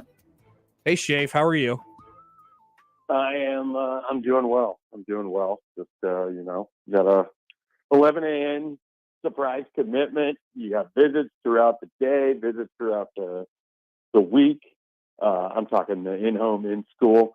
Transfer portal stuff's going to be going on. Nebraska still needs to hire 3 more assistant coaches. Yep. Connor Happer. This is the busiest December I can imagine. And it's December 12th. Yeah, we got some wood to chop here before things settle down. This is going to be at least like the next month of your life. Yeah. You know what? I like it. I like being this busy. I like the adrenaline rush that comes from it. But there will come a crash point, and I'm going to disappear in a hole, and then it's going to take me like a week to come out of it. I just don't know if that's going to be in like January before the visits start again, or if I can make it all the way to February. But I will disappear. I'm promising you that. Yeah, what I like to do when things are like really hectic, you think about that time when you can just hunker down for a couple days. So you just hop on one of the airline websites and you just start looking at potential trip. Where is the trip going to be? Have you looked at that this week? Well, you know full well that I'm going to Vegas and Phoenix for the old gambling spring training double dip. You're not going to make it that long, though. You got to get in something else before that. I know. I could look forward to the Vikings, but they lost again. So this time they're definitely terrible. They have 3 losses. They might be eliminated from playoff contention now. So I don't even know that I have that to look forward to. Josh Bell signed with the Guardian, so that's I good. guess I could just get into hot stove stuff. But yeah, I gotta make it to March, I guess. All right, let's get a recap. So a couple commitments already from over the weekend. A few in the high school, from the high school ranks in the 2023 class already. And this happens when you get a new staff that maybe those players have been on the new coaching staff's radar, but maybe they're not on ours. Tell us a little bit about the new guys, the new high school guys in the 2023 class. Yeah, so I'm probably going to botch some names here, so people just need to be prepared. That's the for other that thing, as it Schaefer. happens. They've been really difficult names to pronounce. Yeah, I am. Well, here's the thing. This staff has already gone full bore into recruiting people with names that I can't pronounce. So, it's just not a strong point of mine. I'll work on getting better. But here we go. Quentin, either Ivis or Eves, I don't know which, is a running back or wide receiver. I don't know which, because I don't know that Nebraska knows which. From Palmyra, New Jersey, 6'3", big frame guy, put up monster numbers for kind of a smaller school in New Jersey, but they produced some D1 talent. And he was looking at the FCS route. And this is a guy that E.J. Barthel really liked when he was at UConn. And he's been watching him for a while. UConn was interested, but they weren't pushing that hard because I think they had another running back, wide receiver type higher on their board. And so he gets the Nebraska job, and he basically is like, I want to offer this kid. I want to, they want to take their shot. And what he is a guy that they're going to look at trying to develop over 2 years and see where they're at. Like, I know that's a very weird thing to say, because anymore when people see commitments, they expect immediate impact. But this is a long-range guy. This is a guy that they're going to try to bring in. They're going to try to develop a lot like they did with success at Temple and Baylor. And by that 3rd season, that's when they want him to, be available for him. And at that point, they'll know whether he's going to be a running back or a wide receiver. I mean, 6'2", 6'3" as a running back is really big. Yeah. So my guess is he ends up as a wide receiver. But they think he's a unique and sort of special athlete that they can kind of develop. And, you look at that and you see a guy that, if you can get it right, he has the sort of frame that would be pretty good on the offensive side of the ball. And we saw with Bryce Turner, the commitment they got last week, that's a 6'2" guy. And Quentin 6'3". And I'm about to talk about Sincere. Oh, boy. Sincere Safula? I went with Safiula. Safiula? That's what I went with. I don't know. Okay. You could be right too. So, and he's 6'2". So we're already seeing like big frames with these high school commits that they're getting. And then moving into Sincere, he's a post grad at IMG Academy. I don't have this completely nailed down, but I don't believe he played on the primary IMG team. They have 4 teams. I believe he was on their post grad team. They have a prep team. And he had a monster year, 7 interceptions, played really well. Was a 2022 that reclassified to 2023. They'll have, the 5 years of eligibility with 4 seasons to play. And he's a big guy. He's someone that could line up as a corner, as a safety. He sort of fits really well with that frame in this 3-3-5 defense. Another probably more developmental guy than someone who's going to come in and play right away. But he's already a year older. And it kind of, I'm going to throw a weird comparison here. I have some like Kyron Williams type vibes with him. So, different defense, different era of football a little bit, but that's the kind of player. He was a post-grad guy at Air Force, came over to Nebraska, had a very nice career. I think people forget how I liked him. Yeah. Good Kyron Williams was, both as a special teams player and as a defensive back. But that's the sort of vibe I get. And it's not just like I turned on the film and that immediately flashed, but their backgrounds kind of line up and their body types line up for me. Yeah. Okay. So then I want to ask you this: based on those guys, and what they're sort of looking for and what they, what the new coaching staff sort of highlights and likes and is looking for in a recruit. What does that mean is there a group of guys or one or two on the roster who would sort of fit into that category as well? Maybe they're long or rangy or athletic, but we haven't really seen them much that you think, oh, mate, you know what?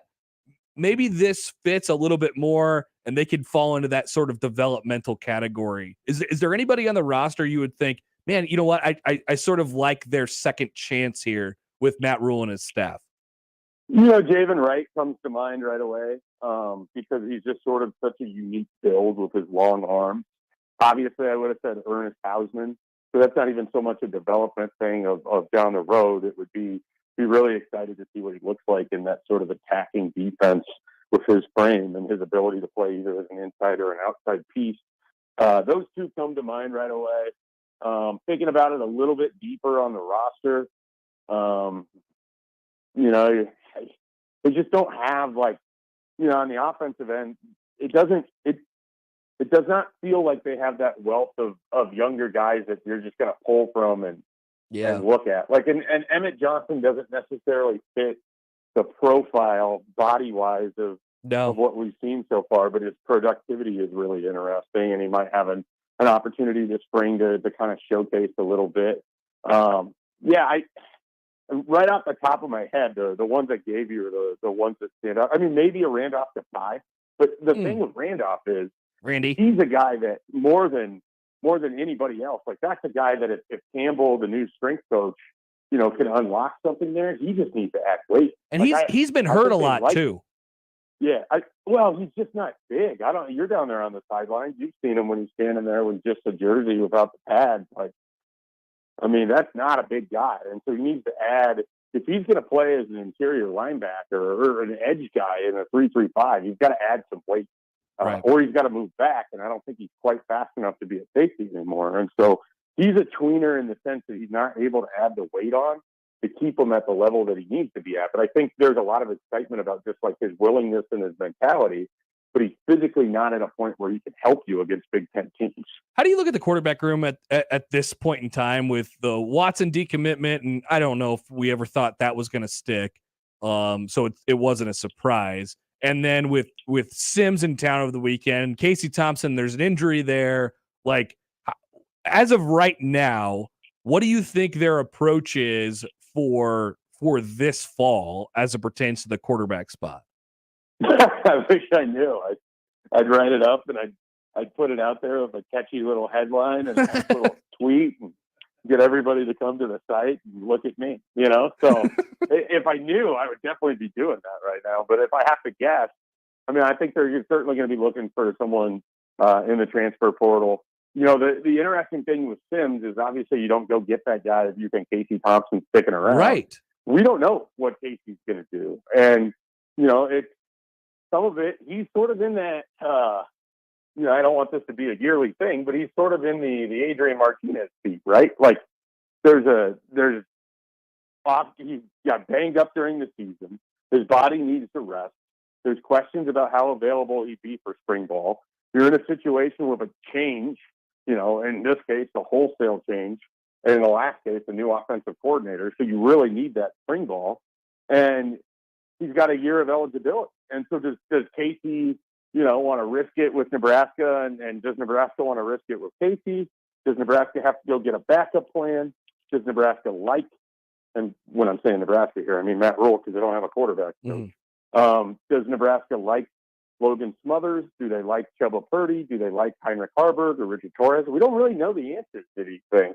And they don't have a quarterback coach. It's a very kind of weird. It's one of those things where, and they didn't set out to not have a quarterback coach. That's been a recent development, but they're in a situation where they got the biggest piece on the field, and I don't know that they quite know how they want to attack that puzzle yet. Yeah, it's a really, I don't think if we were making our QB odds board as we did last offseason before the Casey Thompson thing, I don't even know who would be the favorite at this point. Is it Casey just because he's here?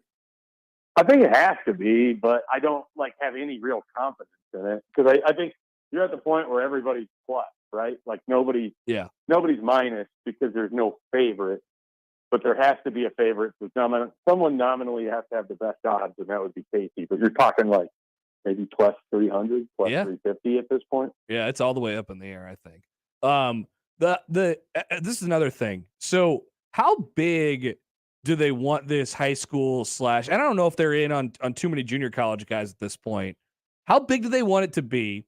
And what would that tell you, I guess, about the way, and I think I asked you something along these lines last week, but how aggressive or not aggressive they want to be in the transfer portal with like immediate player addition and stuff like that. Like the guys that they've taken as commits so far are probably a little bit closer to the, I think you would call developmental side, which is, lines up with Rule's sort of philosophy here.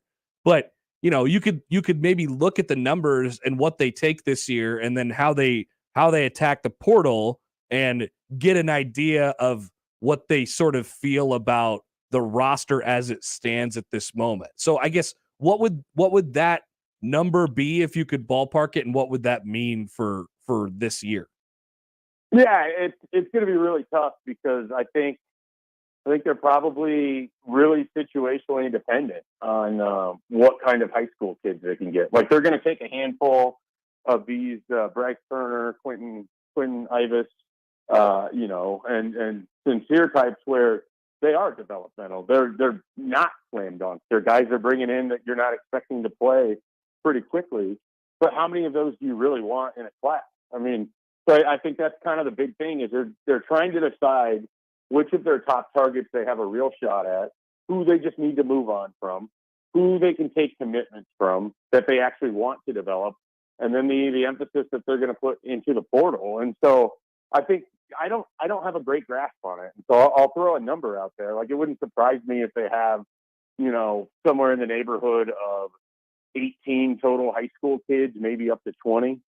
You mentioned junior college. There's a kid in this weekend, Kai Wallen, was an official visitor from Sacramento Community College, I believe.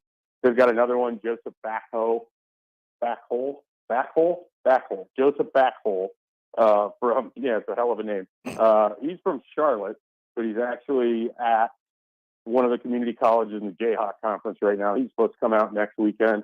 So they've got a running back that they're bringing out next weekend for an official visitor. They got a couple pass rushers they really like that should be coming in for official visits as well. And because of all of this, it sort of just sets up where that number could be 18, it could be 20 in terms of high school, junior college guys. And then the transfer portal thing, like they grabbed Marco Ortiz, so they got their long snapper. They're going to take a quarterback. They want to take a couple of linemen on either side. So you could see up to maybe 30 new players total, I guess would be the full number that I'd sort of be looking at. With what you've been able to gather from this weekend, and I know you're still in the process of doing so, is first big sort of visit weekend, and you had the basketball game and all that stuff. But what has been the reaction from recruits on just sort of the staff and what have you been able to learn about how they sort of go about their business from a recruiting perspective? You don't have to compare it to anything, but what's a couple things that stand out to you about qualities and how they sort of operated this weekend and then going into next as well? Yeah, I mean, I think they put a lot of emphasis on individual time with recruits and coaches.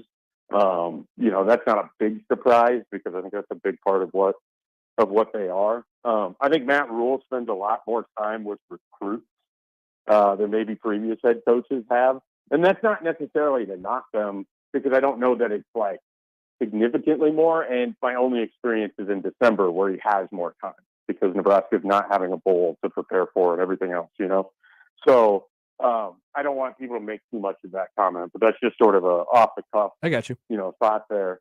Then Terrence Knighton has really emerged as a guy that almost everyone, Elijah Judy was raving about him. He's the Texas A&M transfer portal entrant that Nebraska hosted this last weekend. He loves him, and he says the exact thing that is why I think he'll be a pretty good recruiter. I don't know how he'll be as a coach, but I think he'll be able to recruit pretty well because, as Judy said, he's been where we want to go, so he knows how he got there, and he knows how he wants to help us get there. And so, essentially, that's the pitch. Like, hey, I was a 7-year vet in the NFL. I get it, undersized. I get it, having to go through Temple. I get it as an undrafted free agent. We're going to get you drafted. We're going to get you developed. I know how to get there. I mean, that's that's a conversation. And he's in his mid-30s.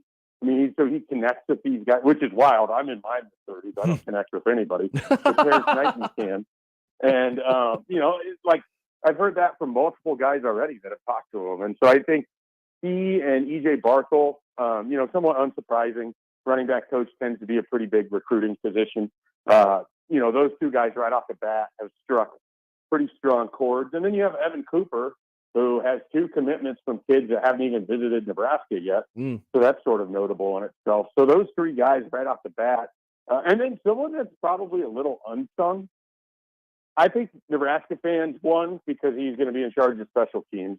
So they're going to get to know him because of that. But 2, everyone speaks pretty highly of Coach Foley, the special teams coordinator. I believe it's Ed Foley. Ed Foley. Learning everybody's name. Yep. He's, the specialists speak highly of him. Other guys speak highly of him. Marcus Satterfield, same thing. Don't hear as much there, but it just feels like the connection from guys right off the bat has been pretty strong with these coaches. And so I think because they're a pretty personable staff, I kind of look for them to be pretty good on the recruiting trail once they get the operation up and running and they aren't playing from 75 runs down in the bottom of the 9th inning like they were here this December. Jay, you brought up Elijah Judy. I think he's probably, the person that Husker fans were most interested in this weekend, the transfer defensive lineman from Texas A&M. Oh, really? More than the quarterback from Georgia Tech or the 2-year starter from Rhode Island on the offensive line? I think it's a toss-up between all of those 3. Wow. When I hear defensive lineman from Texas A&M, I sort of perk up a little bit. They've got a great track record. He has not played as much yet. I think the reason fans should be excited about him, Tony White and Syracuse were after him pretty hard, and Nebraska just hired Tony White. He got to meet and talk with Tony White this weekend. Syracuse is off his visit list. Wisconsin's now in place with Syracuse. I don't know if that's a net win or not for Nebraska, but the team to watch here, Boston College. I think there's some connections for him to go back out east. He's a Philly guy. Yep. But Nebraska really likes him, and Terrence Knighton is going to really, I think, give him a shot there. So all 3 of those guys, and where would you handicap, Nebraska's position after a weekend with the main guys that you just mentioned from the portal? Hey, I'll be honest. I mean, we haven't heard back from Cornelius, the offensive lineman. That's because he's at Oregon right now on an official visit. That one's going to be an absolute battle. And then Jeff Sims, I've got some messages out and waiting to hear there. But in both of those situations, NIL is going to be a big factor. And so if 1890 or whomever is involved for Nebraska presented over the weekend or has already sort of made it known what packages could be available for these guys, I think that's going to be a big thing. With Jeff Sims, you're talking about a little bit different. Indiana, I think, was one of the schools. I think Virginia Tech was another one. So I think with the offensive linemen, and Ben Scott was there too, the Arizona State guy. That's right. So there's actually, and Ortiz. So there's 5 total transfer portal guys. I think they have probably a better shot with Ben Scott than they do with the Rhode Island guy. But we'll see. I mean, the NIL in all of those cases is going to be pretty big. Less so for Judy than everybody else, at least as he says. So we'll see. But I think if they get Jeff Sims, it's one because they've made him their top choice as a quarterback. And the fact that Matt Rule knows Jeff Collins as well as he does should give Nebraska fans some encouragement there, because if there was real concerns about Jeff Sims, you would think that he'd have been told to stay away. But if they get Jeff Sims, you have to assume that it's a pretty decent NIL package at this point. And with every transfer portal quarterback, it seems to be going that way. No doubt. No doubt. All right, Schaefer, we'll let you get back to it. Thanks for your hard work, and we'll talk to you soon.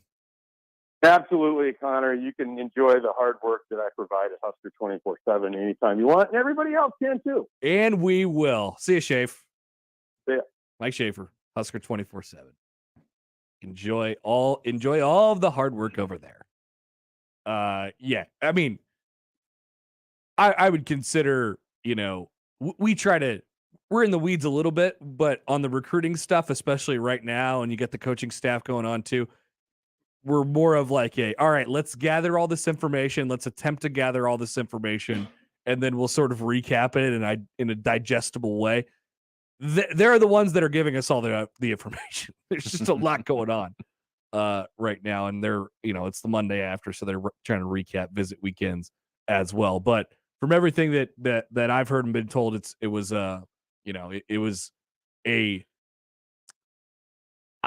don't know that I would use, let's say it was a fast and everybody's trying to get to know each other as well, and Matt Rule's pretty particular about what he wants, I think, and so they're trying to get that going from a staff perspective and how they present things. But you get people on campus at Nebraska. This is always going to be the case with every head coach that you have, and they'll always say this. We got to get them on campus, so we got to let them see it. And you have the added benefit of having a basketball game this weekend, the first basketball game in a long time that has had a crowd like that at PBA, and it was loud, and I think there was a good buzz. But I think it was overall a pretty successful one, and a couple commitments coming out of it already. All right, the odd news is coming up next here on 1620 The Zone. But one of the things I love about betting on the NFL is never ever losing. No, just kidding. I'm always finding new players, game props that I like. And that's where the FanDuel Sportsbook comes into play. You can combine props with other bets from the same game to score an even bigger payout. That's perfect for a game like Monday Night Football tonight. You take a look at the Patriots and the Cardinals. I have the Patriots as now a 2.5-point favorite. Oh, you like the underdogs in some of these primetime games. So maybe you like the Cardinals, and you can jump into the individual props from that game. First-time touchdown scores like Ramondre Stevenson at plus 440. Maybe DeAndre Hopkins grabs one at plus 800. You could parlay that together with the spread, with the money line, and any other bets from the game, and you can be a winner with the same game parlay. There's also the live betting, perfect for a single game environment as well. Odds boosts and specials going on all of the time. There is no feeling like nailing a same game parlay, so lock in your bet right now on the FanDuel Sportsbook. If you're new, sign up today with promo code Happer for your no sweat first bet up to $1,000. Promo code Happer, HAPPER. Make every moment more with FanDuel, official sportsbook partner of the National Football League. 21 and over, present in Iowa. First online real money wager only. $10 first deposit required. Bonus issued as non-withdrawable free bets that expire 14 days after receipt. Restrictions apply. See terms at sportsbook.fanduel.com. Gambling problem? Call 1-800-BETS-OFF. Big names, big games. We've got them all. 1620, The Zone. Here's a little Christmas tip. Never ask Santa for adult beverages. Seriously, can you imagine the legal implications of carrying quality, locally brewed Nebraska beer or cider while flying a sleigh? So if you want your family and friends to gift you some Nebraska brewed awesomeness, ask and ye shall receive. Your local Nebraska Brewers Guild wants you to know that local brewers are currently working on special seasonal brews to make your holiday get-togethers merry and bright. Merry Christmas and Happy New Year from the Nebraska Craft Brewers Guild. Listen to the Woodhouse Auto Family Blue Jay shoot-around and overtime shows. The Creighton men's basketball pregame and postgame shows on 1620 The Zone. The Woodhouse Auto Family Blue Jay shoot-around and overtime shows are also presented by Burton AC Heating, Plumbing, and More, by Barry Law, by Union Bank and Trust, and by DJ's Dugout. Before and after each Creighton game, exclusively on your home for the Creighton Blue Jays. 1620 The Zone, 1620 The Zone mobile app, and 1620thezone.com.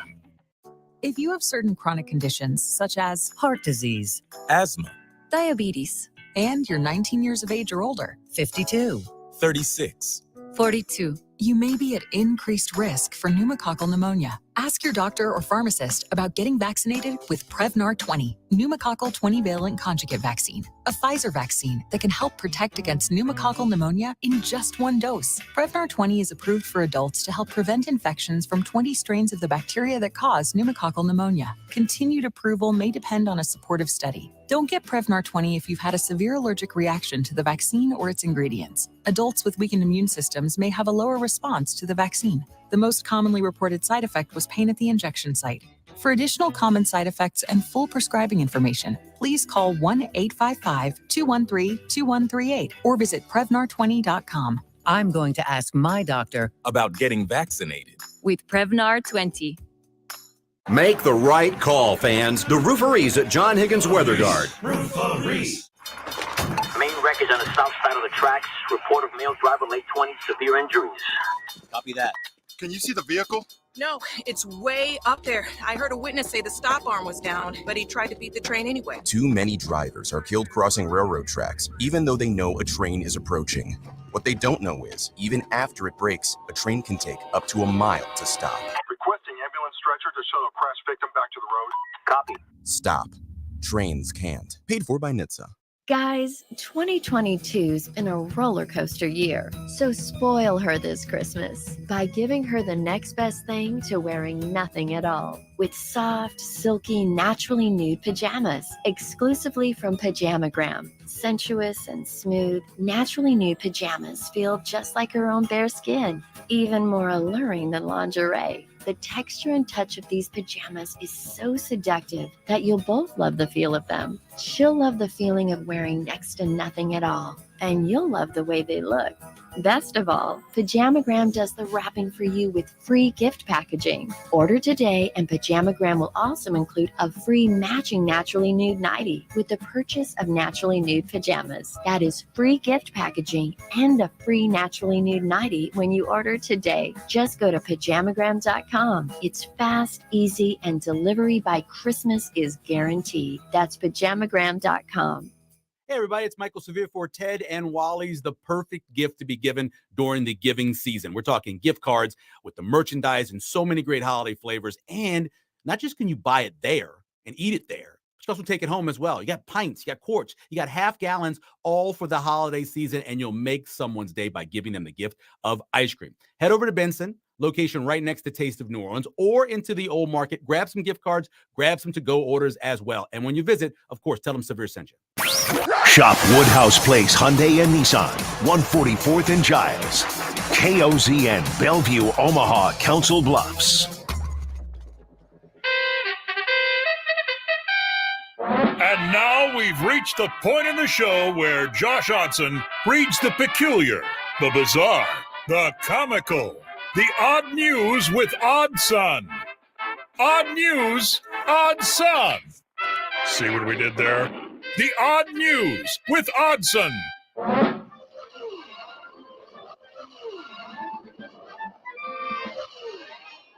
All right, it's time for the odd news. Josh is here. There's some oddities certainly over the weekend. I found it funny that you referenced Tiger King in the crossover because we have a Tiger King update. Oh, really? Yes. I hadn't heard about this. Well, allow me to enlighten you, my friend. You're familiar with Brittany Griner? Yeah. Yeah, she was a prisoner that was returned to the United States. Yeah, the Russian prisoner? Yeah. Joe Exotic of Tiger King fame has found a way to weasel that story and make it about himself. Cool. He's still in jail, right? He is, and he would like to be let out.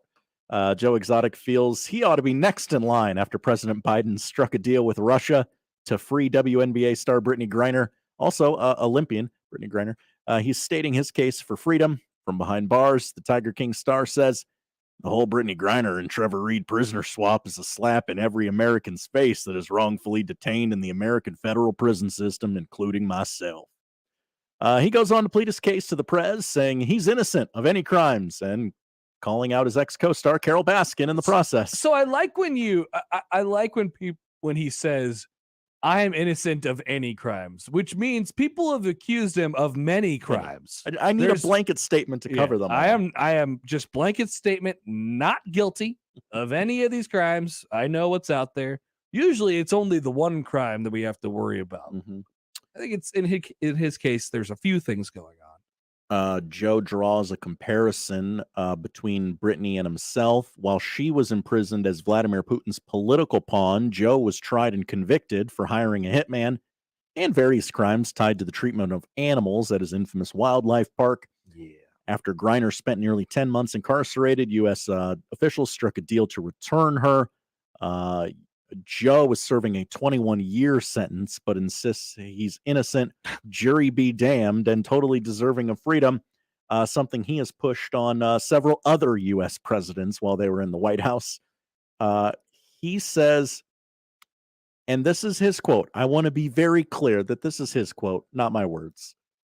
A dangerous man was released for Brittany Griner to be free. It's time Joe Exotic gets to go home for Christmas, to be home with his boyfriend Seth and son for the first time in 5 Christmases. 1-1.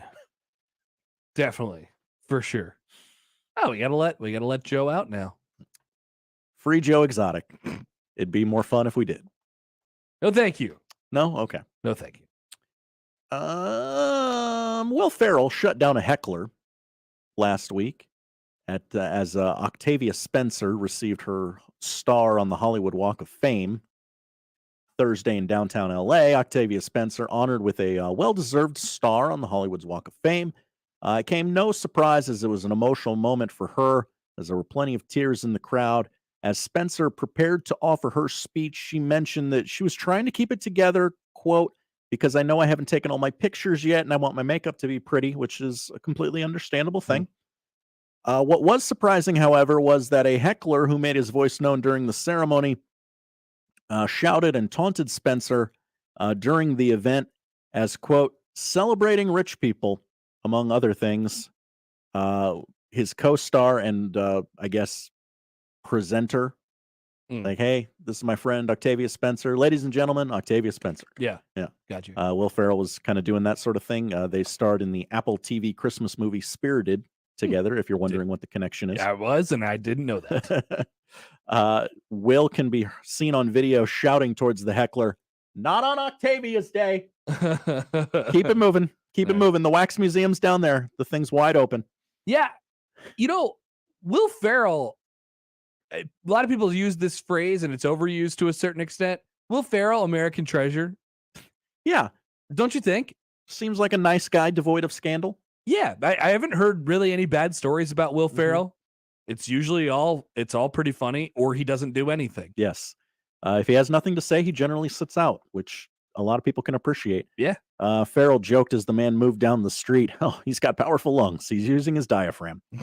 Louder, please. They can't hear you in Alhambra, which I'm going to guess is a Los Angeles geography joke that is lost on me. Yep. City slicker from Omaha. Classic. Mm-hmm. They love doing that. They do. They love throwing out little towns around Los Angeles. Yeah. He added, Octavia is literally the best. No one more deserving of a star. He followed up by saying, is that guy up next? The sweatpants weirdo? Is he up next? Or should I go tackle him? So congratulations to Will Ferrell and Octavia Spencer. Good job. Good job to them both. Yeah. And finally, I believe we go across the pond for this last story. It's a doozy. There's a lot of details. Come with me on the journey. All right, let's ride. British singer Brocarde, I believe is how you would pronounce this. I could be wrong, and it's not really important to the story. Said Wednesday that her Victorian ghost husband, Eduardo, ruined their honeymoon by allegedly drinking too much in Wales and making her pay for everything. It's just the tip of the iceberg, Connor. Okay. Follow me. The singer met her spectral husband one night when he appeared in her bedroom, and they had been seeing each other ever since. The couple hit a rough patch after Eduardo allegedly ghosted her for disclosing their relation to the public. Oh, I thought she was referring to an actual ghost. She is, Connor. Continue. Quote, I wrote the song to win Eduardo back after he ghosted me for publicly disclosing our romance. I wanted it to express the passion that I feel within my soul ever since meeting Eduardo. She was ghosted by a ghost. Yes, that is. I'm going to go on a limb here. That's the bit. Yeah. I don't think this is real, but I will continue. It was special to walk down the aisle towards Eduardo with the song playing that I wrote for him. I will never forget the smile on his face. Did you ever have an imaginary friend? I did. You did? Yeah, I don't know the. Ask the poll. Put in a poll question, because I think this is going to be like 50-50. Okay. I did not have an imaginary friend. Everybody was having imaginary friends around me, and I never had one. I didn't have a lot of fellow children in my neighborhood, so I just kind of entertained myself. Got you. Yeah, I was constantly surrounded by friends. I get it. You're popular. I'm very popular. Mm-hmm. We'd all play baseball at my house or basketball or whatever it was, and I didn't need any imaginary friends. I would just call a real friend, which I'm sure you could have done. I could have if you only had friends around you. I had friends. They just weren't around me. I want to be crystal clear on that. Yeah, you're a victim of the circumstances. It's not your fault. It's your parents' fault. Yeah. According to Brocarde, the wedding, open to both living and non-living, saw a star-studded crowd that included Elvis, Marilyn Monroe, and King Henry VIII. Monroe, in particular, caused a stir at the reception. Eduardo just couldn't resist winding me up and made an inappropriate comment about her looking hot, slammed the singer. I thought this story was over. It's only just begun. I was like, wow, really? It's our wedding day. The comment completely ruined my evening. According to the singer, more shenanigans happened on the honeymoon. What was supposed to be a relaxing trip was everything but, as Brocarde said, she ended up covered in sand and an ice cream cone being shoved in her face when Eduardo tried to get feisty with her. The whole trip seemed to get worse and worse, she said. Eduardo thought he was being passionate and romantic by wrestling me to the ground for a frolic. But I was trying to share my ice cream with him, and it went everywhere, all over my face and my hair, and then, of course, the sand stuck to it, so I looked like I had a fight with a giant seagull, huffed Brocarde. We should have been on this amazing honeymoon, but from that point on, it was just ruined. Eduardo has always been unpredictable, so it is typical he would ruin our honeymoon. That damn Eduardo. I know. Eduardo obviously doesn't have a bank card, so it's always me that had to pick up the tab everywhere we visit, and he certainly likes to go wild in our hotel room minibars, continues Brocarde. Liquor bottles always left mysteriously empty aside from the bottles that are always left standing. He's obviously not partial to gin. I don't quite know what that means. I don't know why I don't know why you would assume that a spirit would not like gin. She feels that that's common knowledge, but whatever. Eduardo is really jealous at Christmas. I tried every day this week to put the Christmas tree up, but he just keeps knocking it over. He hates the thought of Santa coming down the chimney, and he even tried to board it up. I have told him that Santa visits everyone, and he doesn't have a crush on me, but he just doesn't understand. Is this over? It's over now. Okay. You may comment. All right. I don't have any further comment. The lady is crazy. Yeah. Or she's just doing a bit and it's bad. Hey, I'm a musician trying to get noticed. I'm going to make up a story about Marilyn Monroe being at my wedding. She made it on Odd News, but I don't know if it's going much further than that.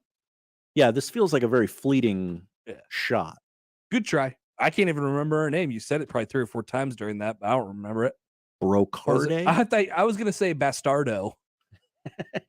That didn't sound right. Eduardo was the husband. That's where you might be merging the two names there. Yep. See, I will never remember. It'll take, refresh another 10 seconds. I'll forget this ever happened. Sad.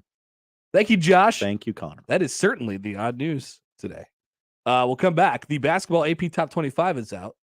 And it does not include any local team. So that's the bad news for Creighton. But we'll talk a little bit about Nebraska's moral victory. Quad 1 moral victory for Nebraska on Saturday against Penn State. We'll come back with that and more next on the Connor Happer Show on 1620 The Zone. Live from the Host Coffee Studio, this is 1620 The Zone. There are actually 2 kinds of cigars. The first is the one you smoke with beloved family and friends. The second, the one you enjoy with friends you've just met. And you'll find both at Hearth Cigars and Pipes Lounge. At Hearth Cigars and Pipes Lounge, there's a well-stocked humidor with some of the best bands from around the world and a bar with your favorite cocktails and other drinkables. So what do you say? Which cigar will you be enjoying tonight? Hearth Cigars and Pipes Lounge, just off I-680 and 48th Street next to Cubby's. Hey everybody, it's Michael Severe. Rotella's Italian Bakery Bread is the thing you need to have in your kitchen. There's so many things that are invaluable, right?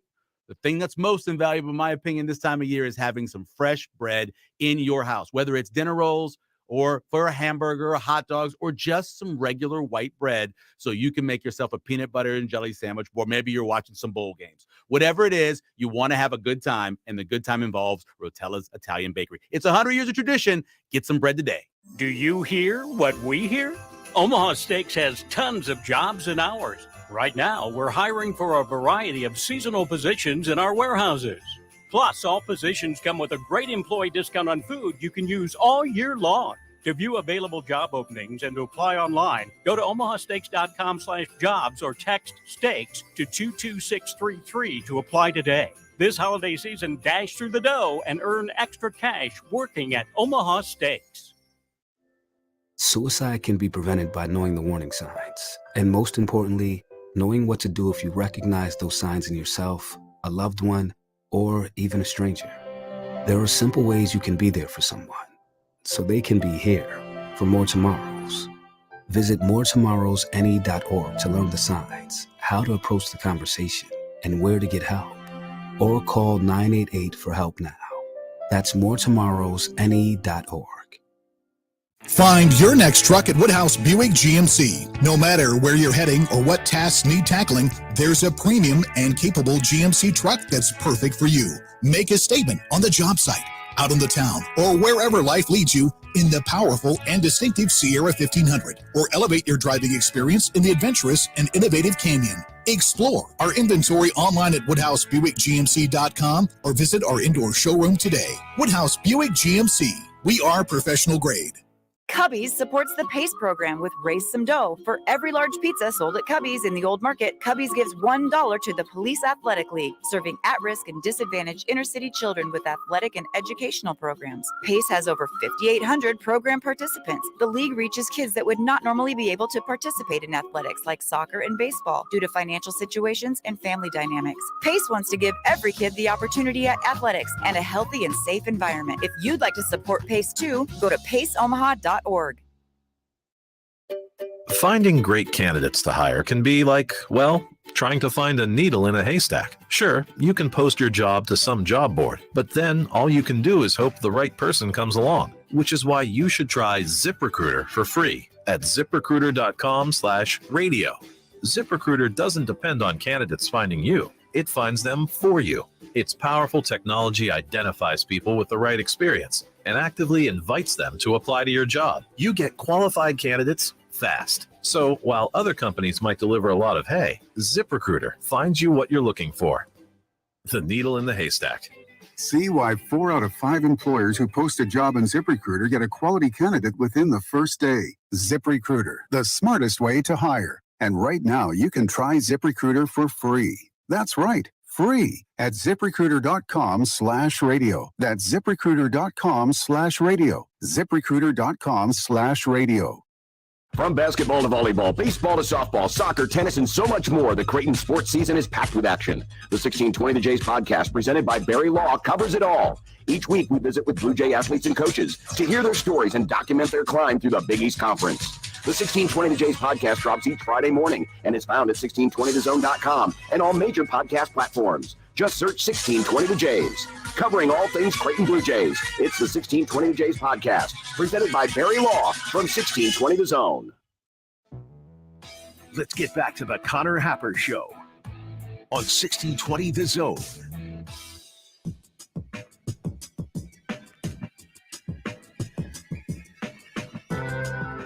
All right, so like I said, the basketball AP Top 25 is out. Here's a couple notable things. First of all, Creighton, not included. Drew is going to call back on February 14th, and he's going to say, well, I guess right now, today, he's right. 2 months from now, will Creighton be in the top 25? Drew will be very happy if they're not. He's a Creighton hater Drew. Who called in the show earlier.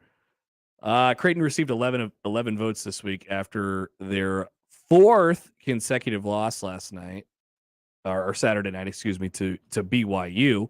We'll talk about Creighton in a second. Meanwhile, Purdue is the number 1 team in the country. Purdue, which needed overtime to beat Nebraska. No Big Ten road win comes easy. Especially when Nebraska's, locked in the way that they are right now. Talk about them in a second as well. UConn is up to number 3 in the country at 11-0. They have had one of the more impressive starts. They are currently the only Big East team that is ranked. That's wild. Yeah. Been a while since that's happened. I saw the stat out there. I can't remember it, though. There was a lot on Creighton's shoulders, for the conference. I don't think that we expected that Villanova would fall off quite this hard this soon. They're sort of, beat up right now, and they're waiting for key guys to get back. Villanova, not a player in the top 25 at the moment, and really in the Big East at the moment. It's UConn. It's on the back of Adama Sanogo at the moment. And then the other one we're watching probably in the top 25 or to keep an eye on is Texas, who does have a basketball game tonight. And their coach is in jail. So that's not good. That popped up. That's not good. No.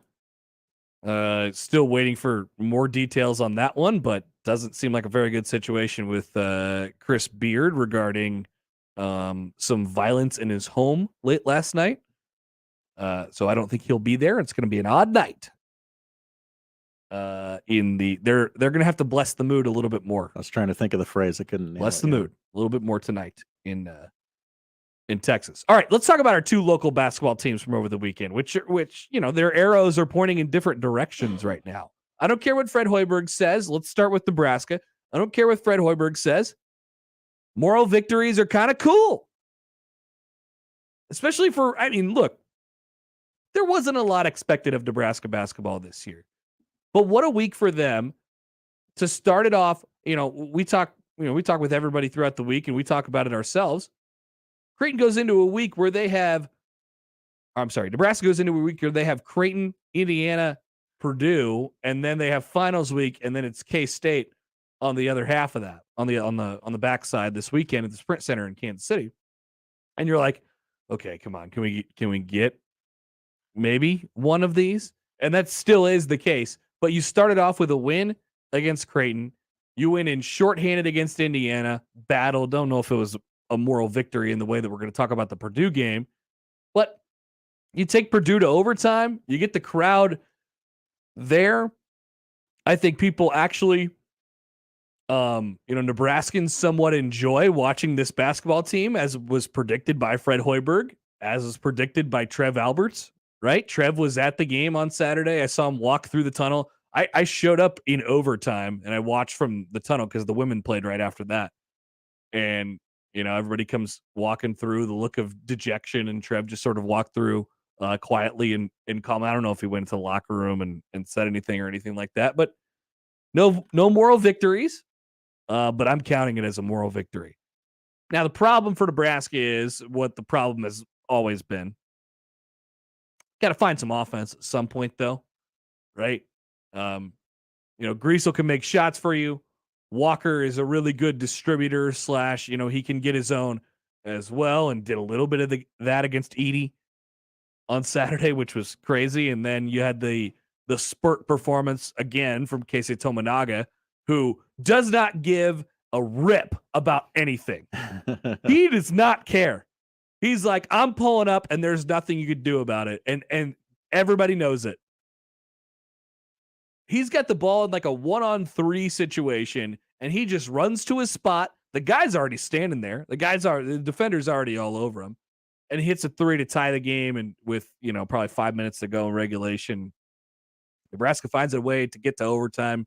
Got a horrible call with 12 seconds left. Go against him. I mean, tough weekend for Big Ten refs with the Ohio State Rutgers situation. Then the very next night in Lincoln, the very same ref and Larry Scarato makes that call. So that wasn't pretty, but it never is pretty with Big Ten officials. Just specifically on that one with the foul on, I think it was Wilcher.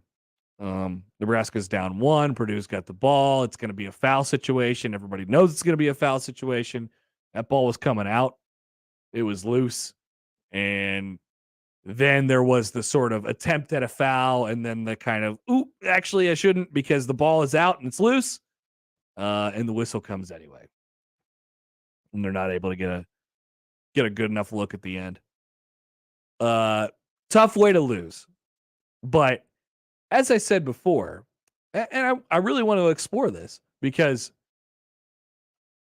while you might be feeling good about Nebraska basketball, I'm not going to tell you to not feel good about it, because it does feel good for Nebraska to just be competitive in these games and not be getting drilled and have a team that seems connected and together and has some sort of purpose, right? They want to lock in on the defensive end. They're gritty. They're tough-minded. They're accomplishing all those things. I don't know if we could talk about ceiling because their offense is going to put a cap on that. They just don't have enough there. We knew that though at the beginning of the year. But we can talk about what it means for Fred Hoiberg's job. And what did Trev Alberts lay out when we started on this journey of Fred Hoiberg changing his team and some of his fundamental like core beliefs as a basketball coach? And they still do some of the fundamental things. But, they have changed from a offensive-oriented team to a defensive-oriented team, and it's happened seemingly overnight, and they've gotten players to come in and buy in, and Fred talked about it again after the game on Saturday. They got a bunch of guys who, came from, this is purposeful, they came from winning backgrounds. They have a little length and athleticism, so they can sort of guard a little bit better. So they're going to find a way to make some shots, but they have that. And they look like the team. The record's what, 6-5? Record's not great. Yeah. But they look like the team that Trev Alberts wants them to look like. And if that continues and it doesn't get away from him, that's going to save Fred Hoiberg's job. What did Trev say? This is going to be a team that we want it to be a team that you could be proud of. And, that is gritty and that is tough. And Trev is a defense first guy too. And look who he hired in Matt Rule, who, they've had good defenses historically, and they're not known for these explosive, high flying offenses. And that was sort of the tandem in the pair with Scott Frost and Fred Hoiberg. We're going to have a couple of the best offenses in the country, and they're going to score and score and score, and it's going to be flashy and it's going to be sick. It's going to be cool, right? Trev Albert's athletic department is a little bit different. It's built on fundamental things and defense and things that might not be so pretty, might cap your ceiling, but might not be so pretty. And that is what Nebraska has accomplished in the first month and a half of the season. And that is a testament to Fred Hoiberg. I mean, feels different. This is so far out of left field, man. And like, it's so far out of left field for him. You have to give Fred Hoiberg credit. I mean, I don't know, like, we were bearing him before because the results weren't coming. I don't know if I would have said he's not a good coach. I think he's a good basketball coach, and I think this is proving it. That he can sort of pick up overnight, change his thing, and it proves the value of the transfer portal a little bit as well. Vandemel is one of the key pieces of that. And Walker came out of the transfer portal too, and Greasel obviously came out of the transfer portal. But it's about a vision, and they have that. And I don't know, things feel pretty good in Nebraska basketball land right now. So I'm all in on the moral victories. I don't know if anybody else is with me. That felt good to me. And we get a YouTube comment here from Joe Yo. Hi, Joe Yo. Hey, Joe Yo 402. Nebraska ball got robbed. It would have been really nice to have that win. But look at the product here. It's feeling a lot better right now. And that is a testament. And they got to keep it up and not fall asleep against Queens University or whatever the hell that is in the battle at the vault and next week. And they got finals week, and it's gonna be difficult for them always. But if they stay locked in to this and what they're doing, I think Fred Hoiberg's gonna keep his job. They're gonna save his job. And not only that, they'll find a way to win a couple of these. They'll find a way to win a few. How many can they win in the Big Ten? That I don't know. Because like I said, it's gonna be a little bit difficult to to score points. You already are 0-2. Iowa looks pretty good this year. Michigan State's always going to be there. The only team that you probably feel like you're better than is Minnesota, but that's sort of a stretch at the moment. By the way, Nebraska number 80 on KenPom right now. Nebraska in front of Creighton on the net rankings. As we all predicted. 6-5. 6-5 would be the same record as Creighton if Creighton loses tonight. Interesting. Yeah, Creighton just. I know we're going to talk about it. We're transitioning. I mean, we're going into it right now. They don't look right. So they have the 4 easy games to start, and then they go to Maui and have a really nice performance there, and lose to Texas in a game where they just didn't shoot it. I didn't see the last 2 coming. I thought they'd get Nebraska. Shot it really, really poorly. Something was off that day. Kalkbrenner doesn't play against BYU. Maybe you throw that last one out the window, but Nebraska is going to have, or I'm sorry, I'm getting them messed up now. Creighton is going to have to learn how to, they're going to have to sift through this without Kalkbrenner now. Like it might be some time. He's out with a non-COVID illness. He's, but he didn't look right against Nebraska. So just help me deduce here. He was sick. If you watch the game against Nebraska, he was sick during that game too, right? Or he wasn't feeling up to it during that game either. Maybe you can even go back to that Thursday game against Texas on December 1st. Didn't play the other night in Vegas. I don't think he's going to play tonight. That's a long illness, right? So I think you just have to sort of, you make it through this week, and at the end of the week, you go into conference play and you go to Marquette, right? I mean, this is a really grueling stretch for them, and they're going to have to figure it out on the fly without their anchor or their defense and Ryan Kalkbrenner, and he hasn't been right for the last couple weeks. I don't think you could throw it out the window simply because of that. I want to, because it's Creighton sort of adjusting on the fly, and they got they got killed in the offensive boards. And that's somewhere where obviously Kalkbrenner is going to be, a pretty big help because he's 9 feet tall.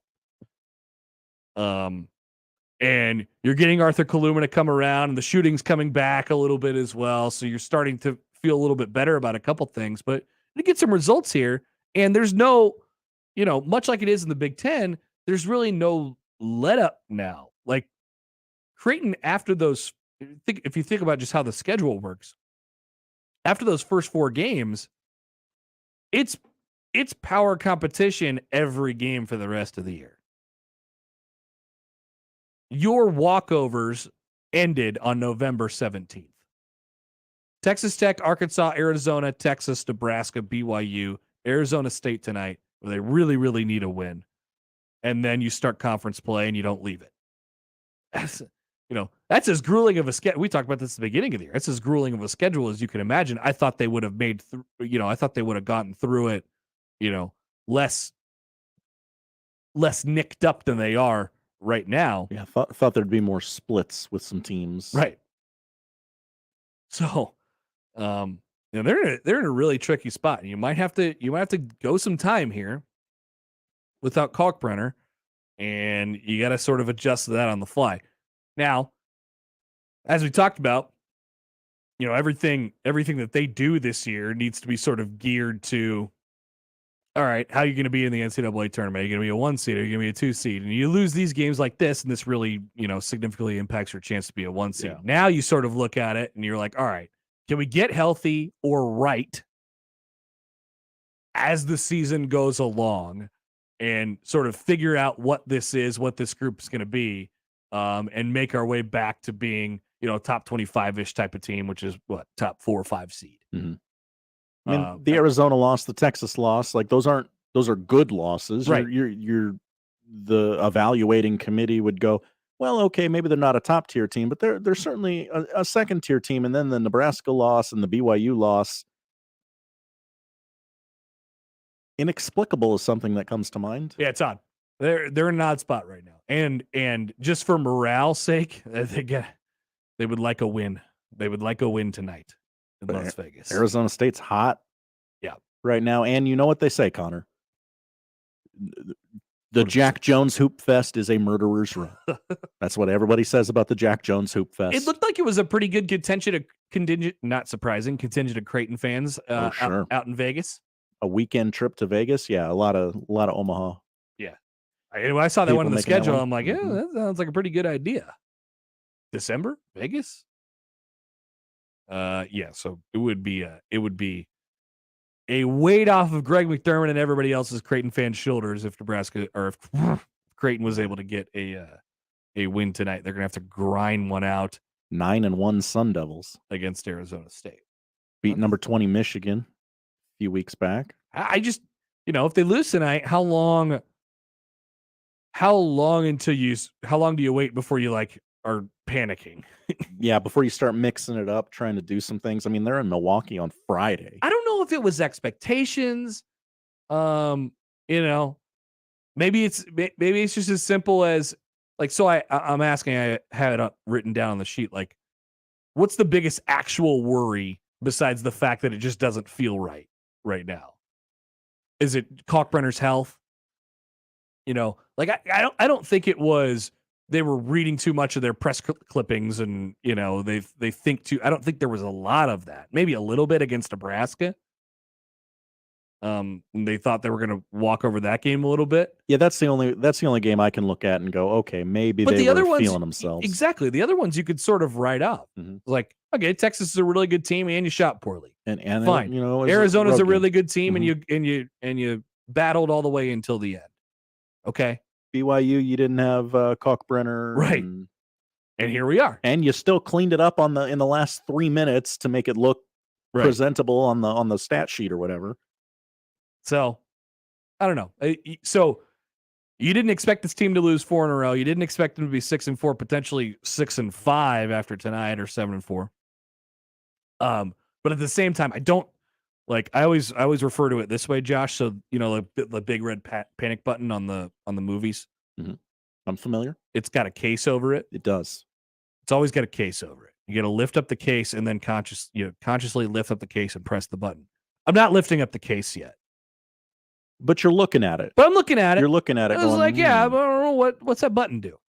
You're looking around the room going, is anyone else looking at that case? I'm looking at that not case. lifting up the case, and therefore the button is unpressable at the moment.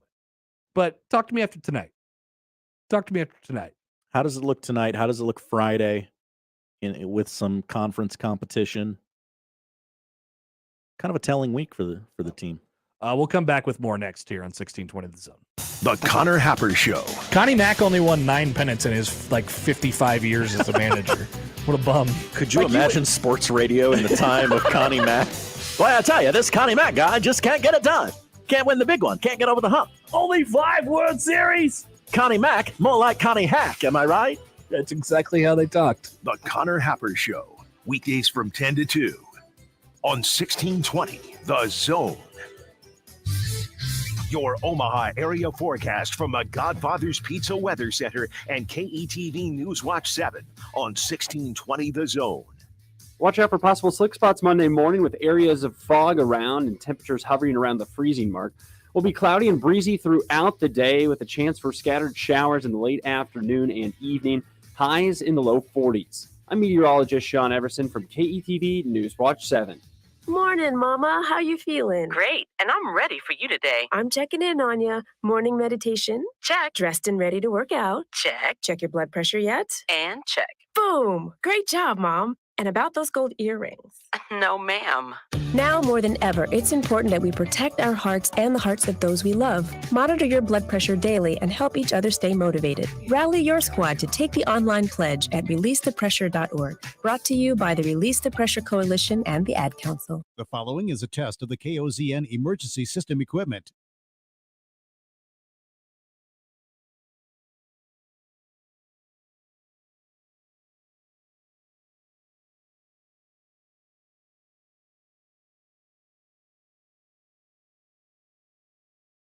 The data tones you just heard are used in the Emergency Alert System. This concludes testing of the KOZN Emergency Alert System equipment. This station serves the Nebraska Operational Area Number 1. Dingman's Collision Center, Omaha's top choice. For over 20 years, your safety is our number one priority.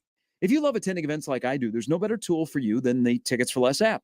This free Tickets for Less app puts all of your area's top events in one place, or you can simply search for the event you want right on the home screen. And for a limited time, if you download the app and you register, you're going to receive a special discount sent directly to your phone when you download the app and create a free account.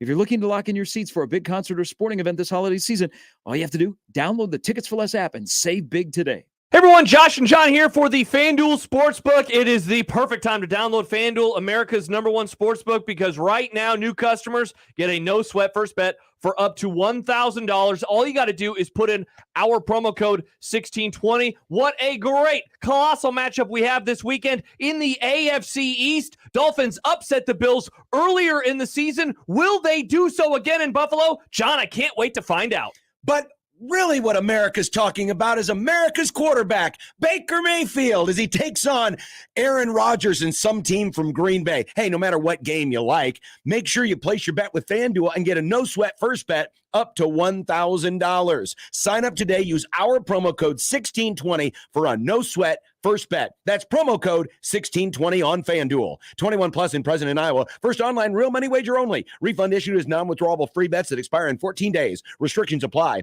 See terms at sportsbook.fanduel.com. Gambling problem? Call 1-800-BETS-OFF. Meet Joe A, Hi. Joe B, Hello. and Joe C. What's up? 3 everyday Joes perfecting their banking with Chase. Joe A is locking his lost debit card with the Chase mobile app. Joe B is cruising toward his new ride with AutoSave. And Joe C's Chase banker is helping him budget to go back to school. Tools that help protect, support for what's next. One bank that puts you in control.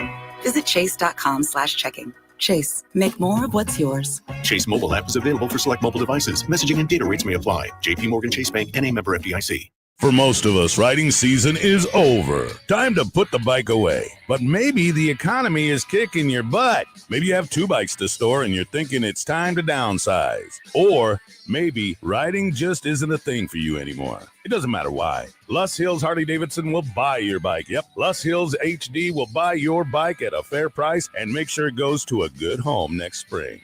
That's an easy solution. Luss Hills Harley-Davidson, I-29 and Highway 34 south of Council Bluffs. This is Scott Schultz from Host Coffee. 2022 marks our 50th year and business has never been better. We continue to grow and add new customers. Many employers are looking for new ideas for their staff as people return to the office. Our pantry service is a great office amenity for staff and guests. Fresh food, snacks, coffee, water, and other beverages for employees and guests. Enhance your office experience with pantry service from Host Coffee. Learn more at hostcoffee.net. I always wanted to learn Spanish, but I never thought I'd have the time. Then I discovered Babbel. Babbel's lessons are fun. They only take like 10 or 15 minutes, and in 3 weeks, presto, you're starting to speak another language. Like magic. I love that Babbel's lessons aren't just robots talking. They're voiced by native speakers, so you get the pronunciation just right. And they're designed by real language teachers, so you learn how to have real-world conversations, things you'll actually use. It's incredible. After using Babbel, I'm ready to start having real conversations in French. There's all kinds of ways to learn. Use Babbel's podcasts or games or videos. You can even join live classes with a language teacher. If you want to learn a language, there's no faster, easier, better way than Babbel. Babbel. Babbel. Babbel. Évidemment. Go to Babbel.com to try for free. That's Babbel.com. Babbel.com. This holiday, take the time to celebrate and let the Rib Shack do all your holiday catering. Order famous female pitmaster Miss Jackie's delicious pineapple glazed holiday ham. Get that meal for only $125.99. It comes with our delicious southern sides of your choice. Our famous mac and cheese, collard greens, smoked string beans, yams, cabbage, baked beans, and our sweet butter cornbread, the true southern taste of down-home barbecue and soul food. At the Rib Shack Smokehouse, our meat is cooked slow. The St. Louis ribs, the rib tips, The smoked wings, the brisket, the pulled pork, all that we let you try it before you buy it. So come on by 108th and Q. Place your order today. Call 402-502-6695. Welcome to the Rib Shack.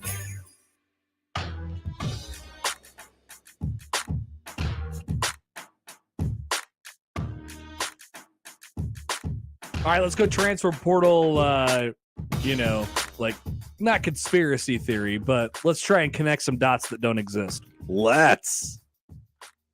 Max Olson, transfer portal king, transfer portal guy, transfer portal correspondent. He says that South Carolina running back Marshawn Lloyd has entered the transfer portal. Lloyd led South Carolina in rushing this past season, had 749 total yards and 11 touchdowns. He's a former top 50 recruit. Nebraska employs South Carolina's offensive coordinator from this past year, Marcus Satterfield. Bring him in. GBR. Bring him in. Let's make it official, shall we? He had 573 rushing yards this year and 9 touchdowns and then an extra 2 in the receiving game. So a threat from that regard as well. And he would be he'd be a junior next year. So 2 years of eligibility remaining for Marshawn Lloyd. I know nothing. I want to be very clear about this.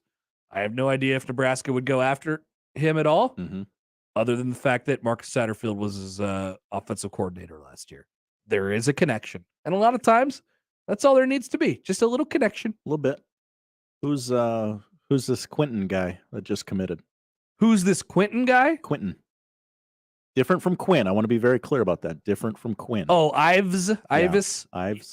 So people found out that he he told, I think it was Munson, that he committed yesterday. Okay. And now he just put out his graphic. Got the graphic up. Yeah. So he makes it official. Athlete, running back, wide receiver. Yes. They're not exactly sure what they're going to do with him. Doesn't matter. But he is committed. Also 110% committed. 110%, which is important. More than 100. More than 105. More than 106, 7, 8, 9, 10. Yeah. Ajani Cornelius, AJ Cornelius, the transfer offensive lineman, highly sought after transfer offensive lineman. Yukon Cornelius, from Rhode Island, had a visit this weekend, and he has just told people on Twitter that he had a great time. That's enough for me. Welcome to Lincoln. I had a great time at the University of Nebraska on Friday. Thank you for having me. At Coach Matt Rule, at Husker FB Nation. So that seems important. And I like when all the this is their job, but all the recruiting guys, will quote tweet it and said, AJ Cornelius had a great time. So that's what's happening on Twitter right now. Let's go and fast forward to the top 5. Sam McKewon's going to join us. We can get in some recruiting with him in just a couple minutes. Husker football coming up. But Josh has top 5 winners of the weekend. He opined earlier off the air that it was a little difficult to find some winners this weekend. Difficult. It was sort of a rough weekend. There was a lot of bad things. Yeah, a lot of losers this weekend. A lot of blowouts in the NFL yesterday. A lot of bad stories too. Yeah, I didn't like it. But we will press on and find the 5 biggest winners from the sports weekend. God, come on, take forever. Number 5. Number 5 is a team that I have derided a lot over the course of this NFL season. It's the Carolina Panthers. They went to Seattle and beat the Seahawks 30-24 yesterday. The Panthers, a winner? Winner. They've won 3 of 4. Getting better now that Matt Rule's not their coach? Clearly, he was the problem. Interesting. They're a game out of first in the NFC South. Indeed they are. The team plays hard for Steve Wilkes. I'd love to see him get the gig here going forward. Clearly, they're responding and playing in a way that they were not earlier. Or hear me out, maybe Matt Rule wasn't the problem, and the problem was America's quarterback, Baker Mayfield. Interesting theory that you posed there. Just a theory. Just throwing it out there. We'll see if it sticks. Number 4. Number 4 is, I'm going to try this here. Yukon Cornelius. Penei Sewell. Penei Sewell. Dang, I knew I was going to mess it up. Penei Sewell. Yeah, 1 catch, 9 yards, but it was a crucial catch for the offensive lineman on 3rd and 7. Gave Detroit a first down that put them in field goal range to secure a win against the Minnesota Vikings. So I thought about putting the Lions in my 4-quarter pick'em this week because everybody was like, "What's the deal with this line?" Remember the Lions were like 2-point favorites, and everyone was like, "What's going on?" And I'm like, "Yeah, when that happens, everybody's going to hammer the Vikings, which means we have to reverse it. You have to hammer it the other way." Yep, it would have been right. Lions have won 5 of 6. They're on the cusp of the playoffs, still mathematically alive in the division. All of a sudden, Dan Campbell's getting some like, "Oh, this guy's good now." These are the vibes we got from watching Hard Knocks. We buried them. Yeah, we buried them. I will admit I had a shovel on them a little too early. Yep. Same. They were a bottom 5 team for a long stretch of the season. They've clawed their way out of that. And Jared Goff's still their quarterback. Yeah, but they are just kind of video gaming it. Yeah, they are. They're just making it up. Yeah. 35-33 win? Okay, fine. Yeah, sure, whatever. Jamal Williams is the leading touchdown scorer in the NFL. Yeah. Throwing out routes to offensive linemen. Yeah. YOLO. 3. Combination of 3 and 5. Number 3. All right, Connor, let's get weird. Number 3. Incarnate Word. Oh, did they win their playoff game? They did. They're a 7 seed in the FCS playoffs. They went to number 2 Sacramento State and won 66-63. Hell yeah. Let me do the math. That's 129 total points. They scored a touchdown to win the game with 27 seconds left. A game that ended Saturday morning at 1:40 Central Time. Oh, yes. FCS playoffs after dark. I was watching so that game must have started right around the same time then, because I was watching Montana State just kill whoever they were playing. Yeah. Like Holy Cross. No, that was South Dakota State. South Dakota State was playing Holy Cross. But I was watching that Montana State game. They were just bludgeoning this other team. It's like, oh, this is a tough watch. It's cold. It's cold in Montana. But congratulations to Incarnate Word. Now the most notable thing that the school has done in their history is not beat Nebraska basketball. It's something else. 55-7, Montana State beat William and Mary. And that caused the whole thing with me and William and Mary. I want to get this right because it started a whole like Wikipedia search that I had to. Okay. I went in a rabbit hole. I think they're one of the original like colonial schools. Yes, I believe that is true. And then I tried to name them all, and most of them are in the Ivy League. And then there's Rutgers. Rutgers is one of them. Oh, okay. So that was what I was doing Friday night over a couple beers. Also, Incarnate Word, their win ended the coaching tenure of the coach there at Sacramento State as he took the Stanford job. What's his name? I don't know. I couldn't tell you, but that was the last game he coached at Sacramento State. Jeez. Like, I don't know, 4 hours later, he was announced as the coach of Stanford. Stanford didn't get Jason Garrett, so they had to go to him. Here comes 2. Number 2. Number 2 is anyone named Mike White. Mike White. The Jets quarterback. He went 27 of 44 for 268 yards. No touchdowns, no picks. The Jets lost to the Bills. But he died. He died twice. That's one of the biggest hits I've ever seen. It wasn't particularly vicious. Like usually when you would use the word vicious and it involved like a guy's head or a guy flying at somebody. Just the right spot. His body just like crumbled. His body became a literal C shape. Yes. With a man going through it like a Goldberg-esque spear for any 90s wrestling You fans. just don't see that very much. No. He got knocked out of the game twice, came back, and post-game his teammates were praising him, going, that's our quarterback. That's our guy. It appears he's going to play on Mike White, the GOAT. this weekend Yes, and Mike White, also the name of the creator/writer of The White Lotus, which ended its second season last night on HBO. What a run for them. Congratulations. Yeah. Great weekend for anyone named Mike White, which leads us to the biggest winner of the weekend. Who could it be? The Heisman was given out this weekend. Is it Caleb Williams? Well, probably not, No, because it's nobody not. cared. Yeah, I don't care. Make it so, number one. Did he have a good speech? Number one. I didn't watch. I don't know. I watched more of the Army-Navy game. I love that. So the yearly, like, oh, I care about this Heisman thing. And it'll be a whole bunch of people just saying, man, what a great kid. I'm glad he got this moment. He's a great speaker and that speech. And then everybody forgets about it. Didn't shake Desmond Howard's hand. Who's number one, Josh? Number one, Brock Purdy. Good pick. The first rookie quarterback to ever beat Tom Brady. Mr. Irrelevant went 16 of 21, 185 yards, 2 touchdowns. He's Mr. Relevant now, Josh. He ran for another touchdown. Chubbs was there watching him in the sideline. Not on the sideline, in the stands with his dad. In the stands, they had the camera on him. His dad was crying. It's a really nice moment. What a day for the Purdys. Also, Chubba in his coat gets to get on TV, and Brock is slinging it around. Christian McCaffrey. While we're on that particular game, did you see the defensive back for the Niners who intercepted a Tom Brady pass and took the ball up to him after the game and said, "Will you sign my ball?" Yeah. And Tom did. Yeah. They could get to pretty legendary status to get that. That's also, how about the guy just swallowing his pride? It's like, I don't care. Yeah. This is the one chance I'm going to have at this. I'm doing it. I'm shooting my shot. Yeah. And kudos to Tom Brady for doing that. Chubba's brother, 16 of 21, 185, 2 touchdowns, look comfortable, look competent.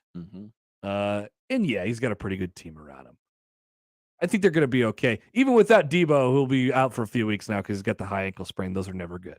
High ankle sprain, yeah. But they got, Lucky. They're going to load up Christian McCaffrey, and they're going to throw it to him 3, 4, 5 times. They're going to hand it off to him 15 times.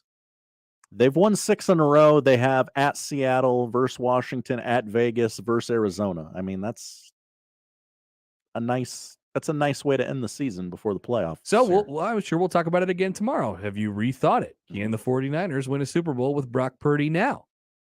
I won't be here, but I will say yes.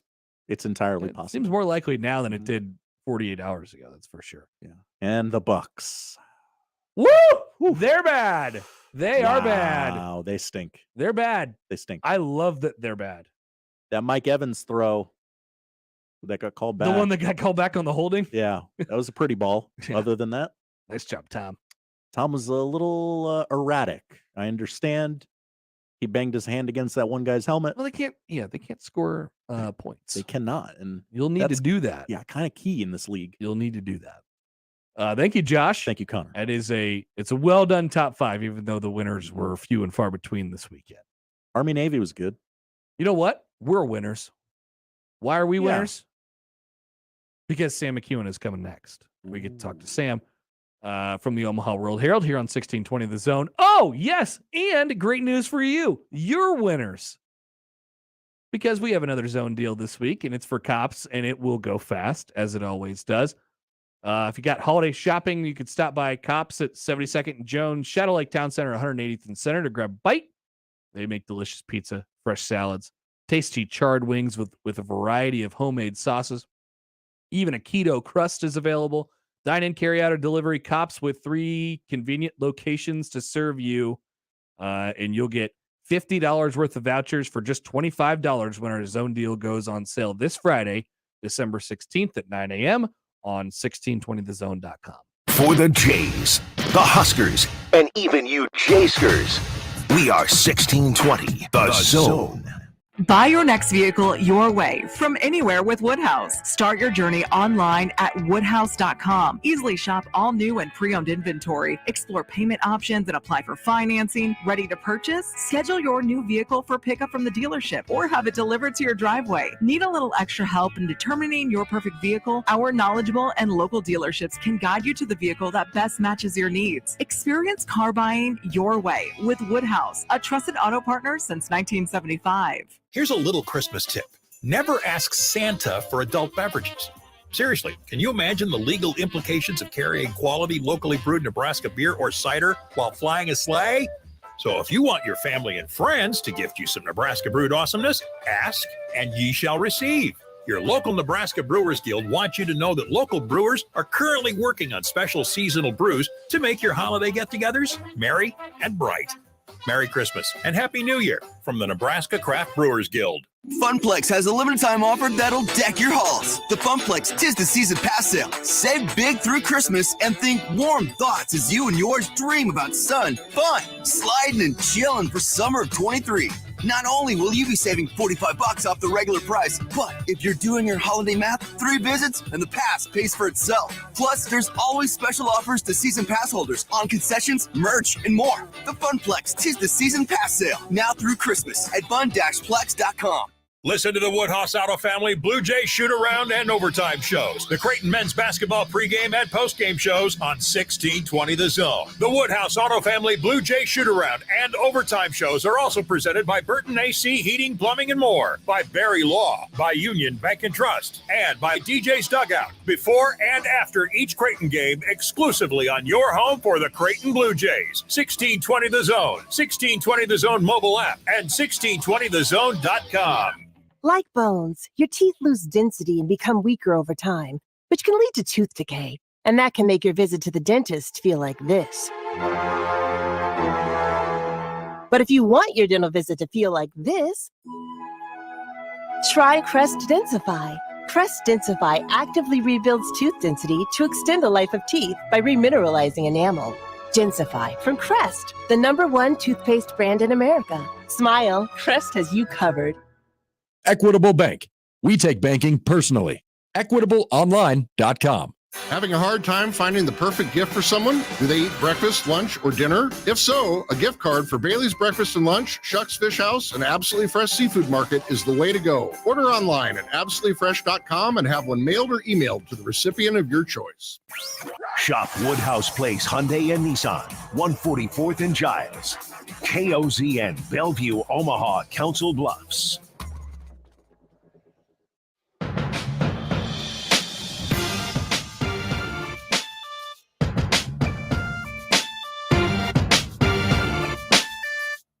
All right, welcome back. 1 o'clock hour. The Connor Happer Show. You're on 1620 The Zone, 1620thezone.com. We welcome in Sam McKewon from the Omaha World Herald. Joins us now on the Les Hills Harley-Davidson hotline. Hi, Sam. Hello. What's going on? Oh, nothing. I'm sure you're not busy at all trying to put together the weekend and what happened with Nebraska football.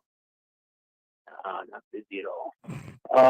Yeah, like I think, you know what's interesting is I didn't think that Sincere would commit today. I thought that would be, this weekend. So that took me a little by surprise. Yeah. But yeah, I mean, I think you could see another commit or two today. Maybe from Cam Lenhart. That would be one to watch. Be notable. So, yeah, he would be back in the fold. He'd be an interesting player. And you never know. Like, obviously they need a tight end in the class, and Metzger could. I'd be go so far as to say I think he probably will be the guy. I don't know that whatever's going on with Colorado is going to be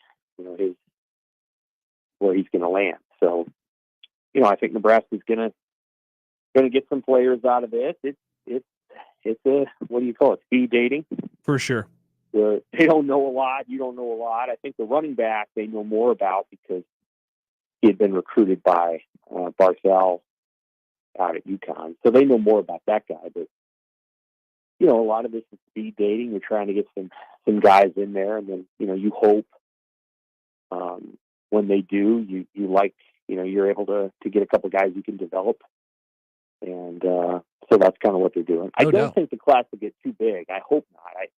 I think you can add too many of those guys, and you're spending more time trying to figure out why you added these guys than trying to put them in place inside the program. So I don't think you want to get up to 30 or anything, but I don't think they will. I think they'll probably cap it at 20, 21, 22, which is a modest addition, and then it gives you room to go to 30 or 35 next year. Yeah, that's the sense I sort of get to with just the way that they're approaching it so far. Were you at the basketball game on Saturday? I was. Yeah, I was. I showed up at halftime for Matt Rule, and he was down there and talking, and then I looked that up, and then I went and sat on press row for the last 10 minutes. Well, last 7 minutes of the game, and that's about as good of atmosphere as you've seen in that building since they beat Creighton. So the day they beat Creighton, it was pretty festive. Probably since then, though. Like I don't think there's been a game in the Hoiberg era where by the end of the game the fans were just kind of in a froth. Maybe when they beat Iowa that one time early in Fred's tenure, but it was pretty special. I think everybody knew how good Purdue was. They were undefeated. It was probably going to be a rush the court kind of moment. And, they weren't able to pull it off. Purdue's number 1 in the country. I know that's a really cool achievement for them. And, very cool, but Nebraska certainly outcoached them. And then they just fell one shot short. They could not make the key basket when they absolutely had to. Yeah. From the rule side of things, I don't think anything that he said at halftime, took anybody by surprise, but he had the audience captivated yet again. But we talked about this a little bit last week. It's one thing that I think it's become pretty clear in a couple of weeks here of him being on the job that he's sort of going to be everywhere, at least for this period of time. And he's going to have his fingerprints on a lot of different parts and all of the parts of the football program. Like he is going to be out there available. He'll have a microphone in front of him as much as he can, or he wants to. And that was a really good sort of showcase with the atmosphere on Saturday for the basketball game, and then the whole recruiting weekend surrounding it. Yeah, he's good. He's a hard worker. I mean, I think you get a guy that, I think Matt Rule's been a head coach now for a long time, probably a decade, if I'm not mistaken. This is his 4th job, but I think he's probably been at this for a decade's time now. And 2012 was his first year at Temple. Yeah. Yeah. He works like an assistant. He has the work ethic of a guy that's still trying to get his first job, his first full-time assistant job, in his first year. He just works really hard, and you can tell there's a lot of sincerity and there's a lot of urgency there. He came back, and after he talked, and he wanted to talk to Trev about something right away, and they did for about 30 seconds, and then he was gone. And so he's trying to got a lot of hands on the stove. He's spinning a lot of plates. Use whatever metaphor you want. And no question about how hard the guy's going to work. This guy's a worker and all the rest. And as I kind of wrote today, when you really think about it, the stakes for him are higher than they are for Nebraska, and that seems kind of odd to say, but it's true. Yeah. Nebraska moved past that, and this work or not, about year 2 or 3 of Scott Frost. At this point, people are skeptical that it could work at all. And because if Scott couldn't do it, people are like, well, if this guy couldn't do it, then who else can do it? So I think the impression of Nebraska is faded power, the steel mill town that closed in 1974, and Matt Rule, on the other hand, everybody was like, hey, what a hire for Nebraska. Wow, they really got a good coach. He went to the NFL, but it didn't work, and that wasn't on him. That was on this, and this. And that's all true. But it's only true for this job. So if he wins big here, then I think it's like, well, this guy really is a turnaround artist. He really is the best in the business at going into a place and flipping the culture. He's a master renovator. He's an extreme home makeover for college football. Yeah. But if it doesn't work, what's the conversation then, Connor? For him. He didn't get to work in Nebraska. So yeah, Nebraska's bad, but I mean, can he do this? It's a different conversation. So there's some risk that he took on here. This is not the easiest job he could have taken. in the cycle. He could have sat it out and taken some other job. Cincinnati, I mean, that's a pretty good job. Satterfield left Louisville for it, you know. Shoot, Luke Fickell leaves, and I think Luke Fickell left Cincinnati because he wants to be in the Big Ten, and he wants to be in the league that he grew up in, and he's ready. But if that job opens up, and there's a Power 5 guy that wants it, boom, that's a good job. Matt Rule probably would have been a great fit for that job. But he didn't wait around for it. He took Nebraska, and he took Nebraska probably over Wisconsin, probably over other jobs. So, you know, he chose it, and it's not the easiest one, and this is his work, and there's some risk there. I think you're going to see him bust his behind to do the best he can for this state and the team. What do you think about based on what you've been able to sort of put together on Tony White? What do you think about that hire? How it fits with, you know, what you think they want to do with that defense and how it might go right away? Well, I think it's a great hire. I mean, I've been maybe a little skeptical or one or two things, but I think it's a great hire. He's young and he's got a good system that Rule understands. Rule's used the 3-3-5 or some version of it. You know, we know what we're talking about here when we talk about that. A 4-2-5 might as well be a 3-3-5, depending on what that fourth guy is doing. And sometimes that's what we're talking about. We're not talking about a 3-3-5 stack. You know, you got guys moving all over. So, you know, the system is a good one. I think it's easier to recruit players for that system than it is to say we're going to have, you know, the New York Giants 2010 defensive line. Let's go out and get four, you know, a 6'4", 307-pound guy. I mean, that's hard to do. There's a few teams that can do it. I don't know that Nebraska can. So the system's good. I think he's a good recruiter. And I think you're going to see them finish very strongly on the recruiting trail on the defensive side of the ball. You're going to see some players. Now, I don't know how high the rankings are going to be on every circumstance, but you're going to see some guys. And you'll like some of the guys they add. You know, this Ramir from Philadelphia is going to be, I think, in. The kid they just got to commit from is a good athlete. Now, there's I don't know. I think he was in the post-grad program at IMG, so you're never quite always sure exactly how they land there, what the development track is. But that guy looks like a player. So they're going to finish strong here. I think it's a really good hire. Matt Rule's always had good defenses. He's always made really good hires on the defensive side of the ball. For me, Connor, the bigger question is, you know, who do you hire on the offensive side? They've got their coordinator, obviously. Is he the coordinator? Is it sort of he'll call the plays, but Matt Rule kind of set the offensive vision. I'm guessing the coordinator will kind of be in the framework of that. So, you know, the question with really good defensive coaches is always what kind of offense are they going to pair with it? And this is true of every defensive coach that's ever been. Do you know how to locate a quarterback? Do you know how? Can you be patient? Can you pick a quarterback? And you guys can go and do the case study. It'd be fun for you to do. I'm going to do it. Go back and just look at the quarterbacks that Northwestern's had over the last 15 years. Go back and look at the quarterbacks that Illinois had when Lovey was there. Like, you're going to see Pat Fitzgerald, when he doesn't have a quarterback, he is a madman with quarterback. He plays like 9 of them. Yeah. Doesn't know what to do. Yep. Doesn't know what to do.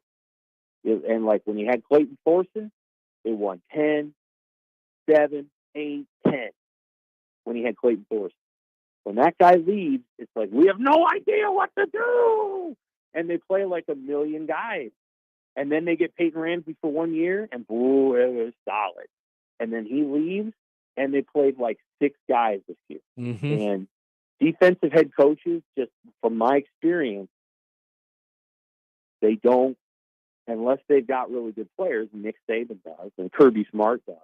But even Kirby Smart did that quarterback crap for a couple of years. It was like, we're going to play J.D. Daniels. Yep. We're going to play this guy. And then Jacob Eason's going to be in there. And then he's going to leave.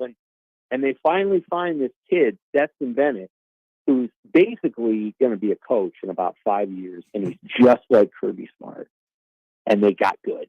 Like, they needed Stetson Bennett the fourth to finally calm the coach down and get him away from the musical chairs of the quarterback. And so we'll see what Matt Rule does. Like, he's got to get guys in there that he trusts and who trust him. And that's important. Like, he mentioned it at the press conference. Like, it's about quarterback play. And that tells you something. And I think Matt Rule will get that, will try to very hard to get that position right. And I think what's really cool, really crucial about Rule is he's got to trust you, you've got to trust him, and you've got to be on the same page. And if that's there, then I think they're going to be pretty good. But you got to find a quarterback you believe in, and that's really important for them going forward. That's interesting. What do you think that, translate that theory over to their situation right now, which is really murky? And I don't think it's really clear to anybody what they're going to do or how they want to approach the quarterback next year. They brought in a guy over the weekend from the transfer portal.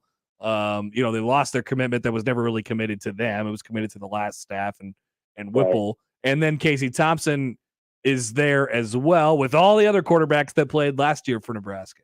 I guess what does that situation look like to you right now? I think it's pretty messy. Casey Thompson is obviously surgery is on the table. He had a lot of injuries last year that he played through. I do think Casey could be a Matt Rule kind of guy. I really do. Casey's super smart, really smart. Yep. Lives in the film room. Can talk football probably to equal of anyone. So, if Matt Rule can go up to him and talk to him about it, and Casey can give a 3-hour conversation about every play he played. That's how he works. And so I could see him being a good fit, but Casey has to decide that. He's 25 years old, and maybe he doesn't want to do this anymore. It's okay. Or go to the NFL. And then the backup side, you just don't know. I mean, Logan Smothers is there. I don't know. He was banged up, really hurt, and so I don't know what his status will be. And then you've got Harburg, Torres. They're both really young. Everybody knew Harburg was going to be a 3 or 4 year guy. So we'll see if Nebraska wants to take that on and continue to develop him. And then you've got this Jeff Sims guy who just came in, and he's a really talented player. He's talented. He can run. He can really run. He's a great runner. He's a pretty good thrower. Certainly not Bryce Young as a passer. Okay, he's not that, but he's a pretty good thrower, and you can win some games with a guy like that because he's very experienced. He's smart. He's a good leader, and he can run. So on and so forth. So they've got to decide who they want in that position, and then that guy's got to be kind of like Matt Rule, not exactly like him, but he's got to be a little bit. He's got to be a little bit of a process-oriented, smart, well-spoken kind of guy that wants to be out front and be sort of an extension of the head coach. And you notice how quarterbacks are often an extension of the head coach. Not always. Casey Thompson was not an extension of Scott Frost. They were different people. That's true. Yep. They were. Yep. Adrian was very much an extension of his head coach. Yep. I think Adrian and Scott are similar in some ways. I really do. And I thought Adrian was a very similar person. It was an extension of Scott. And that happens sometimes, And so I could see Rule wanting to go out and get a guy it's not exact carbon copy personality, but a guy that sees the world the way that Matt Rule does. Oh, what you're describing does sound like Casey Thompson. A little bit. I mean, I think Sims is a superior athlete. I mean, he's a great runner. I'd say a high level runner, and he did so for a Georgia Tech team that once Jahmyr Gibbs left, they didn't have much left other than Jeff Sims. So they were pretty good when Jahmyr Gibbs was there. But Casey's got similar personality traits to Matt Rule. I mean, I think that they've got some common, whatevers, but you just never know exactly how it's going to go. I think that Casey earned his teammates immense respect by the end of the year. I think early on it was like, who is this guy? Boy, does he talk a lot. And man, is he, he's just a little different from Adrian, who was like super low key. But I think by the end of the year, everybody was kind of looking around and like, this guy won us this football game against Iowa. And he did something that a lot of quarterbacks before him had not done. And I think they were pretty appreciative of the fact that he did that, because Casey delivered a memory that those players are going to have for the rest of their lives. All the players that left the program or whatever, they're going to remember that trophy walk at Iowa. And Casey's a large part of why they won the game. Like Trey Palmer too. Like Casey delivered that, and so I think if he came back, I think there would be a kind of like, yeah, this guy helped us beat Iowa. And I think there would be a greater appreciation for who he is. But that's all got to work. I mean, the head coach has got to make that decision. I think one of the things that I like about what Nebraska is right at this moment, and nothing is perfect, no person's perfect, but I do feel like Matt Rule is very much in charge. And this isn't a Matt's going to be, pulled this way by this buddy or over here by this media member, or Matt's got a pretty good idea of what he wants to do and who he is. So I think it's very much, you're going to be able to say, does Rule like the quarterback, and that'll matter. Does Rule like this guy? Is he a Matt Rule guy? And so I think you'll see over time, whether a guy is somebody Matt Rule likes or doesn't like. That'll help you see the kind of program he's built. Gotcha. All right, Sam. Appreciate it as always. Great stuff, and we'll talk to you soon. Take care. Sam McKewon from the Omaha World Herald. Pretty thoughtful stuff there, as it usually is from Sam. Well, he's describing a lot of the things that Casey Thompson is. There's just such a lack of clarity right now in the quarterback spot. And that's sort of where you want to get down, you want to start getting down the road at some point of like, okay, what are we looking at here? What's the roster going to look like? Is there going to be a whole bunch of transfers? And then you think, all right, whatever that picture looks like, what's your quarterback situation? Then you can start to get an idea of what it's going to look like in 2023. But obviously we are not there yet. It's some muddy waters in the quarterback spot right now. All right, we'll come back with more. Wrap that up. Any thoughts, questions, concerns from y'all? You can hit us up 402-951-1620. Tweet at Happer Show on the JTech Construction Zone Twitter feed. Email Connor at 1620thezone.com in the Equitable Bank inbox. We'll come back with more next on 1620 The Zone. The Connor Happer Show. Follow us on Twitter at Happer Show for all the latest news and views. We may even say something interesting once in a while. Unlikely. Really, guys? Live from the Host Coffee Studio, this is 1620 The Zone. This is Darcy with Dingman's Collision Center. We have run our business for years by helping the vehicle owner retain the value of their vehicle by working for them with warranted, safe, high-standard repairs. For this reason, Omaha vehicle owners have chosen Dingman's to repair their vehicles. Your loyalty has been shown through repeat business and amazing referrals. You've also voted us first place Best of Omaha for the past 17 years. We want to say thank you for choosing the Dingman family and our incredible technicians to repair your vehicles. At Dingman's, we'd rather be the best than apologize for anything less. Hey everyone, Josh Peterson here from my friends at Kugler Vision, the only office in our area that specializes in all 7 forms of modern vision correction. See if you qualify for a procedure today by calling them at 402-558-2211 or going to KuglerVision.com. He's back. Old Man Winter has arrived. If you notice the cold air leaking through your home's windows, give JTech Construction a call for a free estimate. Keep winter cold outdoors where it belongs. Let the official exterior experts of the Huskers, JTech Construction, upgrade you to triple pane replacement windows and start saving money on your energy bills. The cold doesn't have to mean higher heating costs. Get all the details by going to yourexteriorexperts.com. JTech Construction, the official exterior experts of the Huskers.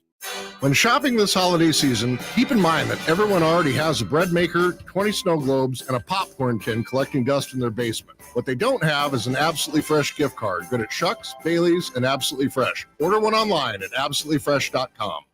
Buy your next vehicle your way from anywhere with Woodhouse. Start your journey online at woodhouse.com. Easily shop all new and pre-owned inventory. Explore payment options and apply for financing. Ready to purchase? Schedule your new vehicle for pickup from the dealership or have it delivered to your driveway. Need a little extra help in determining your perfect vehicle? Our knowledgeable and local dealerships can guide you to the vehicle that best matches your needs. Experience car buying your way with Woodhouse, a trusted auto partner since 1975. If you're like most Americans, you can see things are out of control.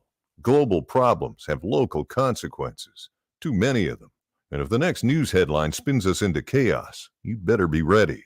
Grocery store supply chains are only as strong as their weakest link. Don't wait for them to break. Today's the day to secure emergency food for everyone in your family. My Patriot Supply is America's largest preparedness company. Our specially packaged and delicious food stays fresh for up to 25 years in storage. It'll be there when you need it. Go to mypatriotsupply.com and pick up several emergency food kits. There are a dozen different sizes that average over 2,000 calories per day. As we all know, calories equals energy equals survival. And as you'd expect from a true preparedness company, our food kits are in stock and ship quickly. Those who know what's coming are preparing today. Go to mypatriotsupply.com. mypatriotsupply.com. Guys, 2022's been a roller coaster year, so spoil her this Christmas by giving her the next best thing to wearing nothing at all with soft, silky, naturally nude pajamas exclusively from Pajamagram. Sensuous and smooth, naturally nude pajamas feel just like her own bare skin, even more alluring than lingerie. The texture and touch of these pajamas is so seductive that you'll both love the feel of them. She'll love the feeling of wearing next to nothing at all, and you'll love the way they look. Best of all, Pajamagram does the wrapping for you with free gift packaging. Order today, and Pajamagram will also include a free matching naturally nude nightie with the purchase of naturally nude pajamas. That is free gift packaging and a free naturally nude nightie when you order today. Just go to Pajamagram.com. It's fast, easy, and delivery by Christmas is guaranteed. That's Pajamagram.com. Prescription products require an online consultation with a healthcare provider who will determine if a prescription is appropriate. Restrictions apply. See website for full details and important safety information. This message is for the guy who isn't perfect in the bedroom. And let's be honest, who is? Maybe the issue is getting it up or keeping it up, or maybe it's finishing too soon. If any of these performance hiccups sound familiar to you, don't sweat it. Hims can help. At 4hims.com, you can go online and get clinically proven prescription medication that treats these issues prescribed for you, if appropriate, by licensed medical providers. And the medication is shipped free to your door in discreet packaging. Plus, Hims gives you unlimited follow-up visits with medical providers. No one's perfect in the bedroom every time, but with Hims, you can get a lot closer than before. And chances are, your partner will agree. To get started today, go to 4hims.com/perfect. That's 4hims.com/perfect for your free visit. FORHIMS.com/PERFECT.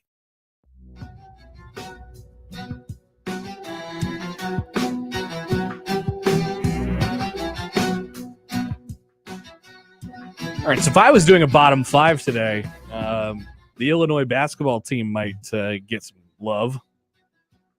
They had a poor performance against Penn State. Not a completely embarrassing loss. Penn State's a halfway decent team. They're old, as Brad Underwood mentioned in his post-game press conference. But Brad Underwood sometimes has the tendency to get a little yelly. And he did not like his guys' performance, and he made it very clear in his post-game press conference. He talked about the complete and total lack of leadership. From the very first play that they scored to the two practices before the game, completely unacceptable. The lack of leadership on this team is zero. It's none. Inexcusable. We'll find out who wants to be a part of playing hard and doing it the right way. And then he credited Penn State, and then he eventually wound back to, but yeah, we suck. He was asked, is your best lineup offensively also your best lineup defensively? Or is that something you're still trying to work out? Who guarded? Who scored? We gave up 47 in the first half. We scored 59 for the game. You tell me which one was good at any end of the court. I have no earthly idea. I was just trying to find guys who play hard. Doesn't have anything to do with X's and O's. This has everything to do with heart and being tough enough to compete for the jersey that you wear every single day. Offense and defense was a disgrace. It didn't matter who he had on the floor. A disgrace. And then he continued to call out some of the leaders on his team. And this is where the audio comes in. Terrence Shannon Jr., one of the leaders on the team. Coach Underwood was asked about his leadership. And here was Coach Underwood's response. Brady talked a lot about TJ's leadership since he's gotten here. Brady talked a lot about TJ's leadership since he's gotten here. So that was, I mean, it was pretty airy, right? Yeah. I would have liked a wetter sound. Yeah. I wonder if we can. So that was the audio from like a cell phone from the from the press corps there. I wonder if we can get the actual audio from the microphone that he boofed into. But I said earlier, I thought it was pretty good. Upon further review, I'm not so sure it was. There was at least an effort, like, so there's different categories of grading fart noises, I think. Sure. Comedic timing is one of them. Comedic timing here, A. Right? Oh, yeah. Absolutely. Cut off the question completely. Yeah, I think comedic timing gets an A. Then there's the actual quality of the fart noise in and of itself. And I'm not sure that one was up to snuff. Probably a C minus. So it averages out in the B range somewhere. I want to try this piece of audio. I don't have a Q speaker, so I'm sorry. Okay. Just producing the show over the air. Yeah, just go for it. Brady talked a lot about TJ's leadership since he's gotten here. Oh, better. That's what I thought of that today. Oh, you can hear that? Yeah, Brady I can talked hear a it in lot my about right TJ's ear. leadership I can't hear since it at he's all. gotten here. It's still playing. That's what I. Yeah. I think Okay. some people can hear it Okay. potentially. Let us know if you can. Can you hear this? That's another poll question we need to do today. I think we've done that one before. We have. Yeah, I would have liked a wetter sound. It was an airy fart. Yeah, it wasn't bad. It wasn't bad on the second clip you just played, though. The timing was A+. Okay, timing A+. And then the overall quality of the fart, go for it, and then you'll give us an overall grade. I'll go B-. B- overall. Mm-hmm. I think that's about the range that I'm into. But we love it when this stuff happens in press conferences. Oh, absolutely. It's just a win for everyone. Also, what a great time of the year to lose your mind on your team, right? You'd actually be freaking out if it was February or March. Yep, just don't think this team has it. Leadership, garbage, fart noise. Yeah, but it's December. It's time for the coaches to get in their bag on freakouts. If I don't freak out on these guys now, they're gonna be lax. Exactly. In the late season. Josh, it's already December 12th, and we don't have a soundbite from Tom Izzo who's calling out his team yet. What is it even basketball season yet? I don't think it is. I don't think basketball season officially starts until Tom Izzo calls out his team. Or Bill Self. That's another one. Yes. Bill Self. Where's Bill Self? I think this is just Brad Underwood trying to get the train going a little bit here. Because we are way low on coaches calling out their teams for lack of effort. Way low. Come on, coaches. Where you at, Izzo? Yeah, conference games started earlier than ever. Like Coach K's gone, so I guess that would be usually a somebody that drops in. It's nitty-gritty time, coaches. Do you even care about your teams? Yeah, it's time to start calling people out. Mm-hmm. We want more fart noises in the next month. All right. Now that we took care of that business, the show can actually end. But we still have a couple more items of business to take care of, and we'll get to that as we near 2 o'clock here on the Counter Happer Show on 1620 The Zone. Previously on The Crossover. So is Matt Rule a Jersey Shore guy? Oh boy, these are the questions that we need to ask him. Does Matt Rule GTL? Let's get him on the show. I don't even know what that means, but Gym tan laundry. Come on, John. You got to go to the gym, laundry. John. Then you got to get your tan game right, and then you got to do your laundry. Okay. It was very strange. I didn't watch the show. So Mornings on 1620 The Zone. The Connor Happer Show. Unsportsmanlike conduct. 6A to 6P. 1620 The Zone. Your Omaha area forecast from the Godfather's Pizza Weather Center and KETV News Watch 7 on 1620 The Zone. Watch out for possible slick spots Monday morning with areas of fog around and temperatures hovering around the freezing mark. Will be cloudy and breezy throughout the day with a chance for scattered showers in the late afternoon and evening. Highs in the low 40s. I'm meteorologist Sean Everson from KETV News Watch 7. Equitable Bank. We take banking personally. EquitableOnline.com. The brand new Dollar General Distribution Center in Blair is now hiring, starting wages up to $20.10 per hour with benefits including medical, dental, vision, 401k, and a $2,000 sign-on bonus. Apply at the Holiday Inn Blair Monday through Wednesday, 9:30 a.m. to 5:30 p.m. and the Florence City Hall Thursday and Friday, 9 a.m. to 5 p.m. for on-the-spot interviews. Unable to attend? Apply today by texting DG Warehouse to 25000. Dollar General can't wait to have you become a team member at their brand new distribution center. Funplex has a limited time offer that'll deck your halls. The Funplex 'Tis the Season Pass Sale. Save big through Christmas and think warm thoughts as you and yours dream about sun, fun, sliding and chilling for summer of 23. Not only will you be saving $45 off the regular price, but if you're doing your holiday math, 3 visits and the pass pays for itself. Plus, there's always special offers to season pass holders on concessions, merch, and more. The Funplex 'Tis the Season Pass Sale. Now through Christmas at fun-plex.com. Last year, I enrolled my family for health care coverage through the health insurance marketplace. Do I need to enroll again? Yes, we have seen the plans available through the marketplace change, and new options may be available. You must re-enroll for 2023 to ensure you or your family are in the right plan for your budget and needs. Charles Drew Health Center in Omaha can help. Just call 402-451-3553 to set up an appointment with a team member. I don't have health coverage, and I'm worried that if I get sick, I can't afford the medical bills. How do I get started?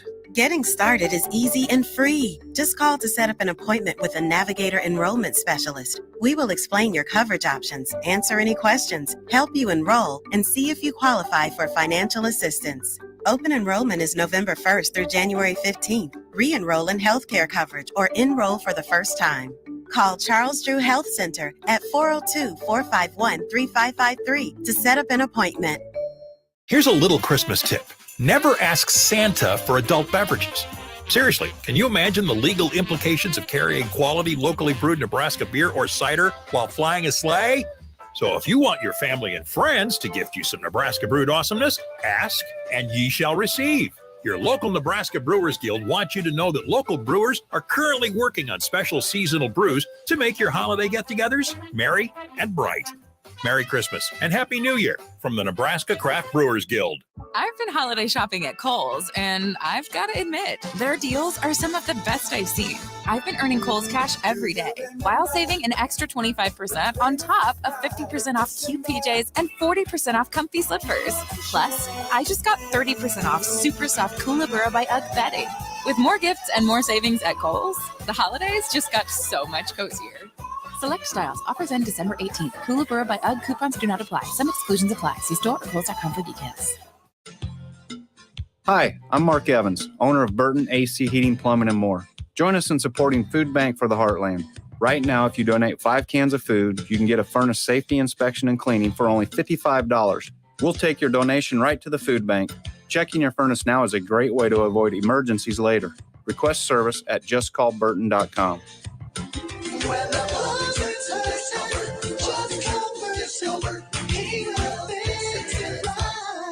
Car repair is car repair. Most places you go can change your oil or fix your brakes. The difference is the experience you'll get at Omaha Car Care. We're part of the community. We were born here, and we believe that our relationship with you should be built to last. We're going to consult you, not sell you. We're going to give you a free loaner car. We're going to treat you like a valued friend that we want to continue to see in the years to come. I'm Rick Betker, owner of Omaha Car Care, and we'll be along for the ride.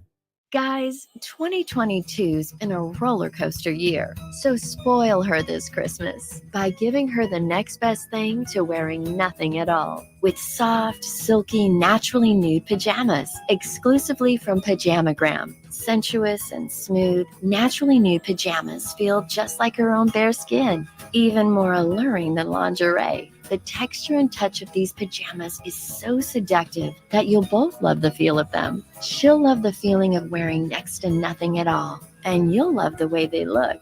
Best of all, Pajamagram does the wrapping for you with free gift packaging. Order today, and Pajamagram will also include a free matching naturally nude nightie with the purchase of naturally nude pajamas. That is free gift packaging and a free naturally nude nightie when you order today. Just go to Pajamagram.com. It's fast, easy, and delivery by Christmas is guaranteed. That's Pajamagram.com.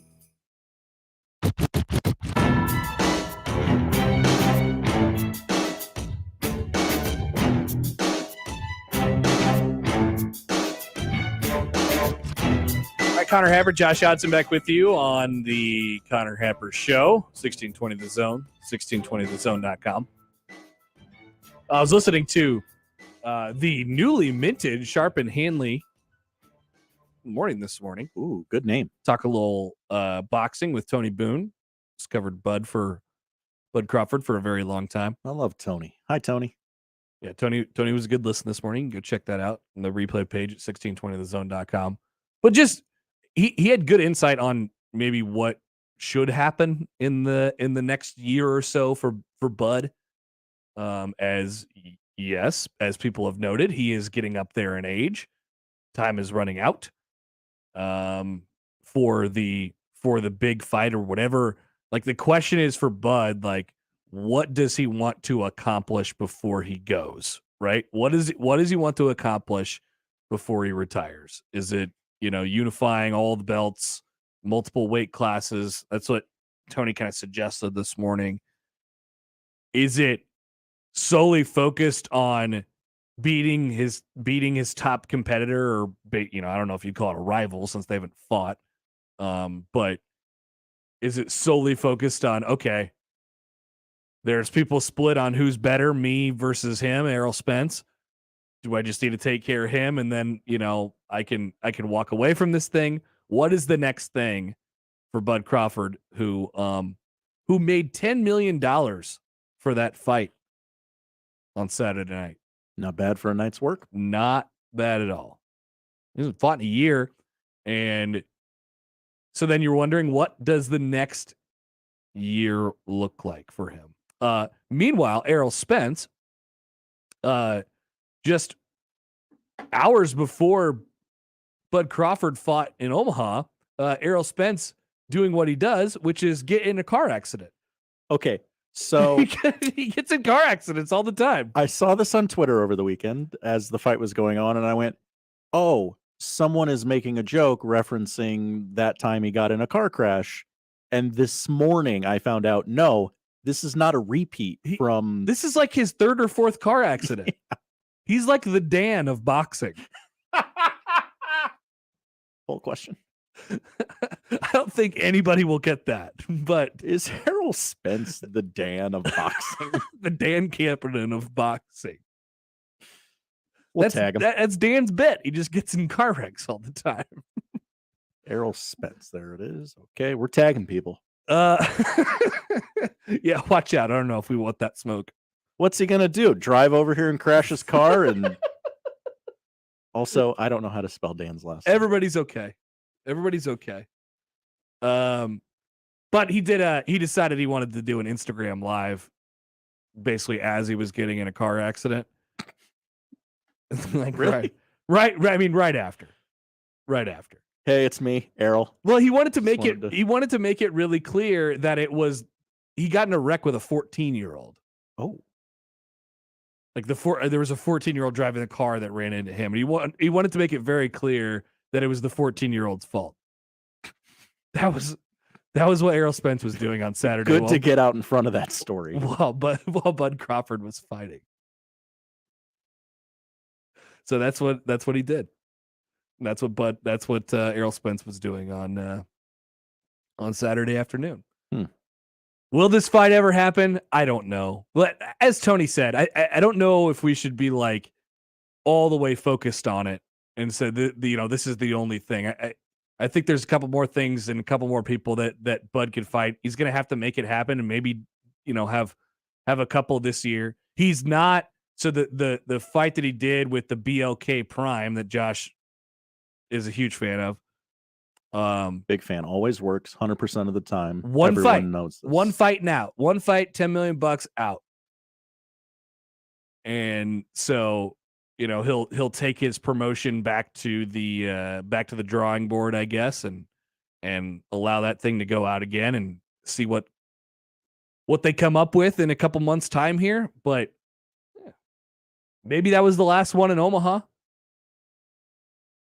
It had that feel to it, didn't it? Yeah, I think that's what people were sort of going into the fight with the attitude of.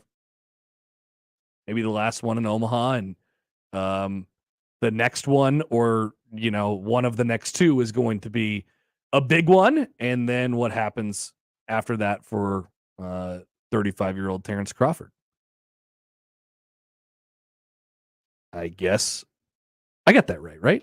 35 years old? Yeah, 35. That's Yeah, he's 35. I mean, I get that confused with his record, which is now 39-0 with 30 knockouts. Yeah, he's said as much. He said, "I don't think I want to do this much longer." Right. I mean, wouldn't. Yeah. He doesn't have much left to prove. What he Even doesn't talk a ton. What's more important to him, being undefeated, right? Unifying the belts, or getting the Spence fight? It's all about him. Like, Yeah. even if he takes that fight, and whatever happens in the next year or so, I mean, his career is, he's still one of the greatest Omaha legends that we have. And more so than that, hugely, incredibly well regarded in the boxing community, of course. But I think for his sake, I hope that they're able to make something happen with it in the next year or so, whether it's with Spence or unifying belts and whatever, over multiple weight classes. Whatever that includes for him, hope there's an option. I hope for the sake of the sport. The sport doesn't have a lot of these fights that people are interested in seeing both fighters. It's always one guy, and the night of the fight, everyone goes, "Who's he fighting? What's this guy's name? Where's he from? What's he do?" So, and I hope that for the sake of us that we can get one more Saturday night where, Bud Crawford's about as sure of a thing as we have in sports. It's like, all right, what happened today? It was a bad day, right? Your favorite team lost. Maybe Nebraska football lost. Maybe Creighton basketball or Nebraska basketball lost. Maybe some bad things happen in sports, but you wait until 8, 9, 10 o'clock at night and Bud Crawford's there and he's going to knock out a guy and everybody's going to be really happy about it. In the 6th round. He's a sure thing. I'm gonna watch this guy fight for 2 rounds. I'm gonna go, I don't know, kind of feeling him out. And then in the 6th round, he will put the other man down. That's what's going to happen. We'd love him for it. We love him for it. Yes. Raises the spirits by knocking out another man. Very, very sellable to have a boxer who finishes fights. Yeah, that's true too. Especially in the manner in which he put that man down on Saturday night. All right, we'll come back with the poll questions. Tell you what to watch tonight as we round things out next on 1620 The Zone. Now live on Twitch, YouTube, and 1620thezone.com. College basketball season is heating up, and when you need tickets to check out your favorite team, ticketsforless.com is always my go-to spot. Whether it's in Omaha or Lincoln or elsewhere, Creighton, UNO, the Huskers, any other team, ticketsforless.com has the best selection of tickets, and you never pay the outrageous per-ticket fees that you see on other sites. Yeah, that's right. Those outrageous per-ticket fees, not with ticketsforless.com. Plus, when you use the promo code THEZONE at checkout, you get a special discount just for being a loyal listener. That's promo code THEZONE. So lock in your seats and save with that promo code at ticketsforless.com. Dust. It's in the living room, the bedroom, and the bathroom. It's also in your lungs. Let's fix that, shall we? Duct Defense Midwest offers a comprehensive system that cleans, disinfects, filters, and purifies the air. They'll make your home healthier and improve the life of your HVAC system. So improve the health of your home and everyone in it. Go to cleanairradio.com right now for a special air duct cleaning offer for Zone listeners. cleanairradio.com. Why can't every morning be fun like Saturdays when you were growing up? They can with Control Coffee and Cereal Bar. Control is a casual place to explore new tastes, meet friends, have business chats while enjoying your favorite brew, drink, and of course, cereal. Control has over 30 cereals to choose from, and Control Coffee and Cereal Bar even provides the fun with retro gaming. Stop by today at 1016 South 10th Street or visit them on the web at ctrlcoffee.com. Hi, this is Doug Nodgard with Equitable Bank. Great service never goes out of style. When the digital age dawned, many said computers would be able to handle many of the interactions that used to take a person. Boy, were they wrong. How many times have you called your bank and gotten a recording to press 1 or 2? Not at Equitable. Not only does Equitable answer your call in the first ring, it's answered by a human being. That's because Equitable Bank values its customers. Equitable Bank, we take banking personally. Member FDIC. Prescription products require an online consultation with a healthcare provider who will determine if a prescription is appropriate. Restrictions apply. See website for full details and important safety information. This message is for the guy who isn't perfect in the bedroom. And let's be honest, who is? Maybe the issue is getting it up or keeping it up, or maybe it's finishing too soon. If any of these performance hiccups sound familiar to you, don't sweat it. Hims can help. At 4hims.com, you can go online and get clinically proven prescription medication that treats these issues, prescribed for you, if appropriate, by licensed medical providers. And the medication is shipped free to your door in discreet packaging. Plus, Hims gives you unlimited follow-up visits with medical providers. No one's perfect in the bedroom every time, but with Hims, you can get a lot closer than before. And chances are, your partner will agree. To get started today, go to 4hims.com/perfect. That's 4hims.com/perfect for your free visit. FORHIMS.com/PERFECT. From basketball to volleyball, baseball to softball, soccer, tennis, and so much more, the Creighton sports season is packed with action. The 1620 The Jays podcast, presented by Barry Law, covers it all. Each week, we visit with Blue Jay athletes and coaches to hear their stories and document their climb through the Big East Conference. The 1620 The Jays podcast drops each Friday morning and is found at 1620thezone.com and all major podcast platforms. Just search 1620 The Jays. Covering all things Creighton Blue Jays, it's the 1620 The Jays podcast, presented by Barry Law from 1620 The Zone.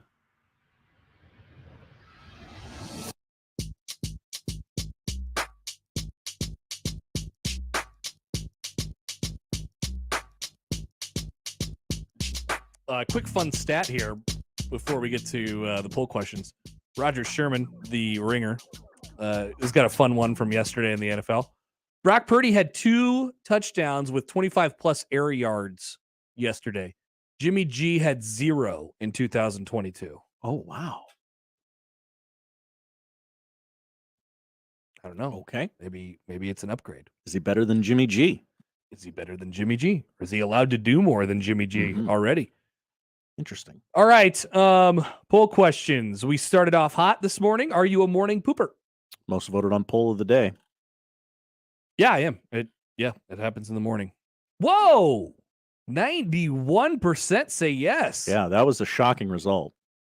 I predicted it'd be a little close to 50-50, right? Yeah. Runaway. All right, we're all more alike than we think. Have you ever considered becoming a flight attendant? No. You never thought about it? I mean, I've never actually considered it, but have you thought about it? Like, what if I was a flight attendant? No, I don't like the feeling of flying. It's unnatural. Yeah, you are in a cigar tube. Yeah, that moves at 500 miles an hour through the air. Yeah, I've considered it. 75% say no. Me and my homies. 25%. Mike O'Malley, yes or no? No, Mike O'Malley sucks. Wow. 67% agree with me. Did we ever find the root of that? Like, why does Mike O'Malley suck? He was always mean to the contestants. On Guts? Yeah. Really? I didn't like him. Okay. He was always a wet blanket. He was always a wet blanket. And then he showed up in Parks and Rec, and he was the guy with the vans, and he wouldn't sell anybody the vans. Yep. John Hamm, yes or no? Yeah, I like John Hamm. I think this would be like 80%. Yes. Yeah, I think America's in on John Hamm. 76% say yes. Is Adrian Martinez the Wally Pipp of Kansas State? No. I would go no here as well. 51% say yes. Ooh. Did you have an imaginary friend? No. I did. 80% say no. I thought it'd be closer to 50-50 on that one as well. And finally, is Errol Spence the Dan of boxing? Hell yes. He is. They like to get in car wrecks together. The facts are there. We are small sample size so far, but we are at 100% yes. Keep it going, audience. 100% yes. Made a good case for it. Josh, what are we watching tonight? We have Monday Night Football tonight. Patriots Cardinals 7:00 start on ESPN. The game will be on 1180 if you're looking for the radio version of it. We do have a Manning cast tonight. I will lay out the guest list here. You grade the guest list. All right. First quarter, Joe Burrow. Second quarter, Bill Simmons. Third quarter, Keegan-Michael Key. Fourth quarter, Adam Vinatieri. This is a good list. This is a B. This is a B. Yeah, that's where I'm at. No big stars, but some interesting people. What's Bill Simmons going to say about the Patriots? Yeah. Or the Celtics? Adam Vinatieri, maybe when the game's on the line in the fourth quarter and somebody's got to kick a field goal. They're hoping so, aren't they? That seems like the right place to put him anyway. Cardinals 1-6 at home this year. Who you got? The line is New England -2.5. I'm going with the Arizona Cardinals +2.5. Thank you very much. Yeah, I'm going to go just the exact opposite of the way I think the game will go. DeAndre Hopkins. Say the Cardinals. DeAndre Hopkins to score a touchdown. Yeah, that's for personal reasons. I'm willing that into existence. Yep. A couple NBA games tonight on NBA TV. 7:00 Hawks Grizzlies, and then 9:30 Celtics Clippers. So that's why Bill Simmons is on in the second quarter so that he can get off of the Manning cast before the Celtics game starts. And then we have college basketball, Creighton against Arizona State, 8:00 on FS1. You can hear it right here on 1620. Oh, boy. Shoot around starts at 6, pregame at 7:30, 8:00 tip. And another college basketball game of note tonight, Rice at number 2 Texas. Oh, boy. 7:00, Longhorn Network. Didn't know that was still a thing, but feels well, I think there's going to be somebody missing, but Texas hasn't said anything about the game. Who will be roaming the sidelines for the Longhorns? Not who will be blessing the mood. Yeah, not Chris Beard. Netflix pick my next guest with David Letterman and President Zelensky. David Letterman traveled to Kiev for a conversation with President Zelensky at an underground bunker. Wow. That feels interesting. Yeah, there's something there. Yeah. And if you want something a little lighter, I understand. 7:00 on the CW tonight. Dogs of the Year, the 1-hour special, celebrates canines that left marks on society this year. I bet everybody will love it. And then everybody will say, actually, my dog's better. Mm-hmm. Everybody thinks their dog's the best dog. These dogs ain't got nothing on my dog. Well, whatever. I should nominate my dog for Dog of the Year. In fact, I did. I'm giving you an extra treat tonight, doggo. Thank you, Josh. Thank you, Connor. That is what we're watching. And we will miss you over the next couple days. Have fun in Arkansas. Hopefully we do, yes. If you missed our chat with Scott Strohmeier earlier, you can find it on the radio replay page, 1620thezone.com. That's where Josh will be. And we're excited to watch the camera that shows you as well. Booth cam. We're very excited for that and the memes that might come out of it. Also good stuff from Schaefer and Sam. Show's over. Talk to you guys tomorrow. And you can find it all at 1620thezone.com. Live from the Host Coffee Studio.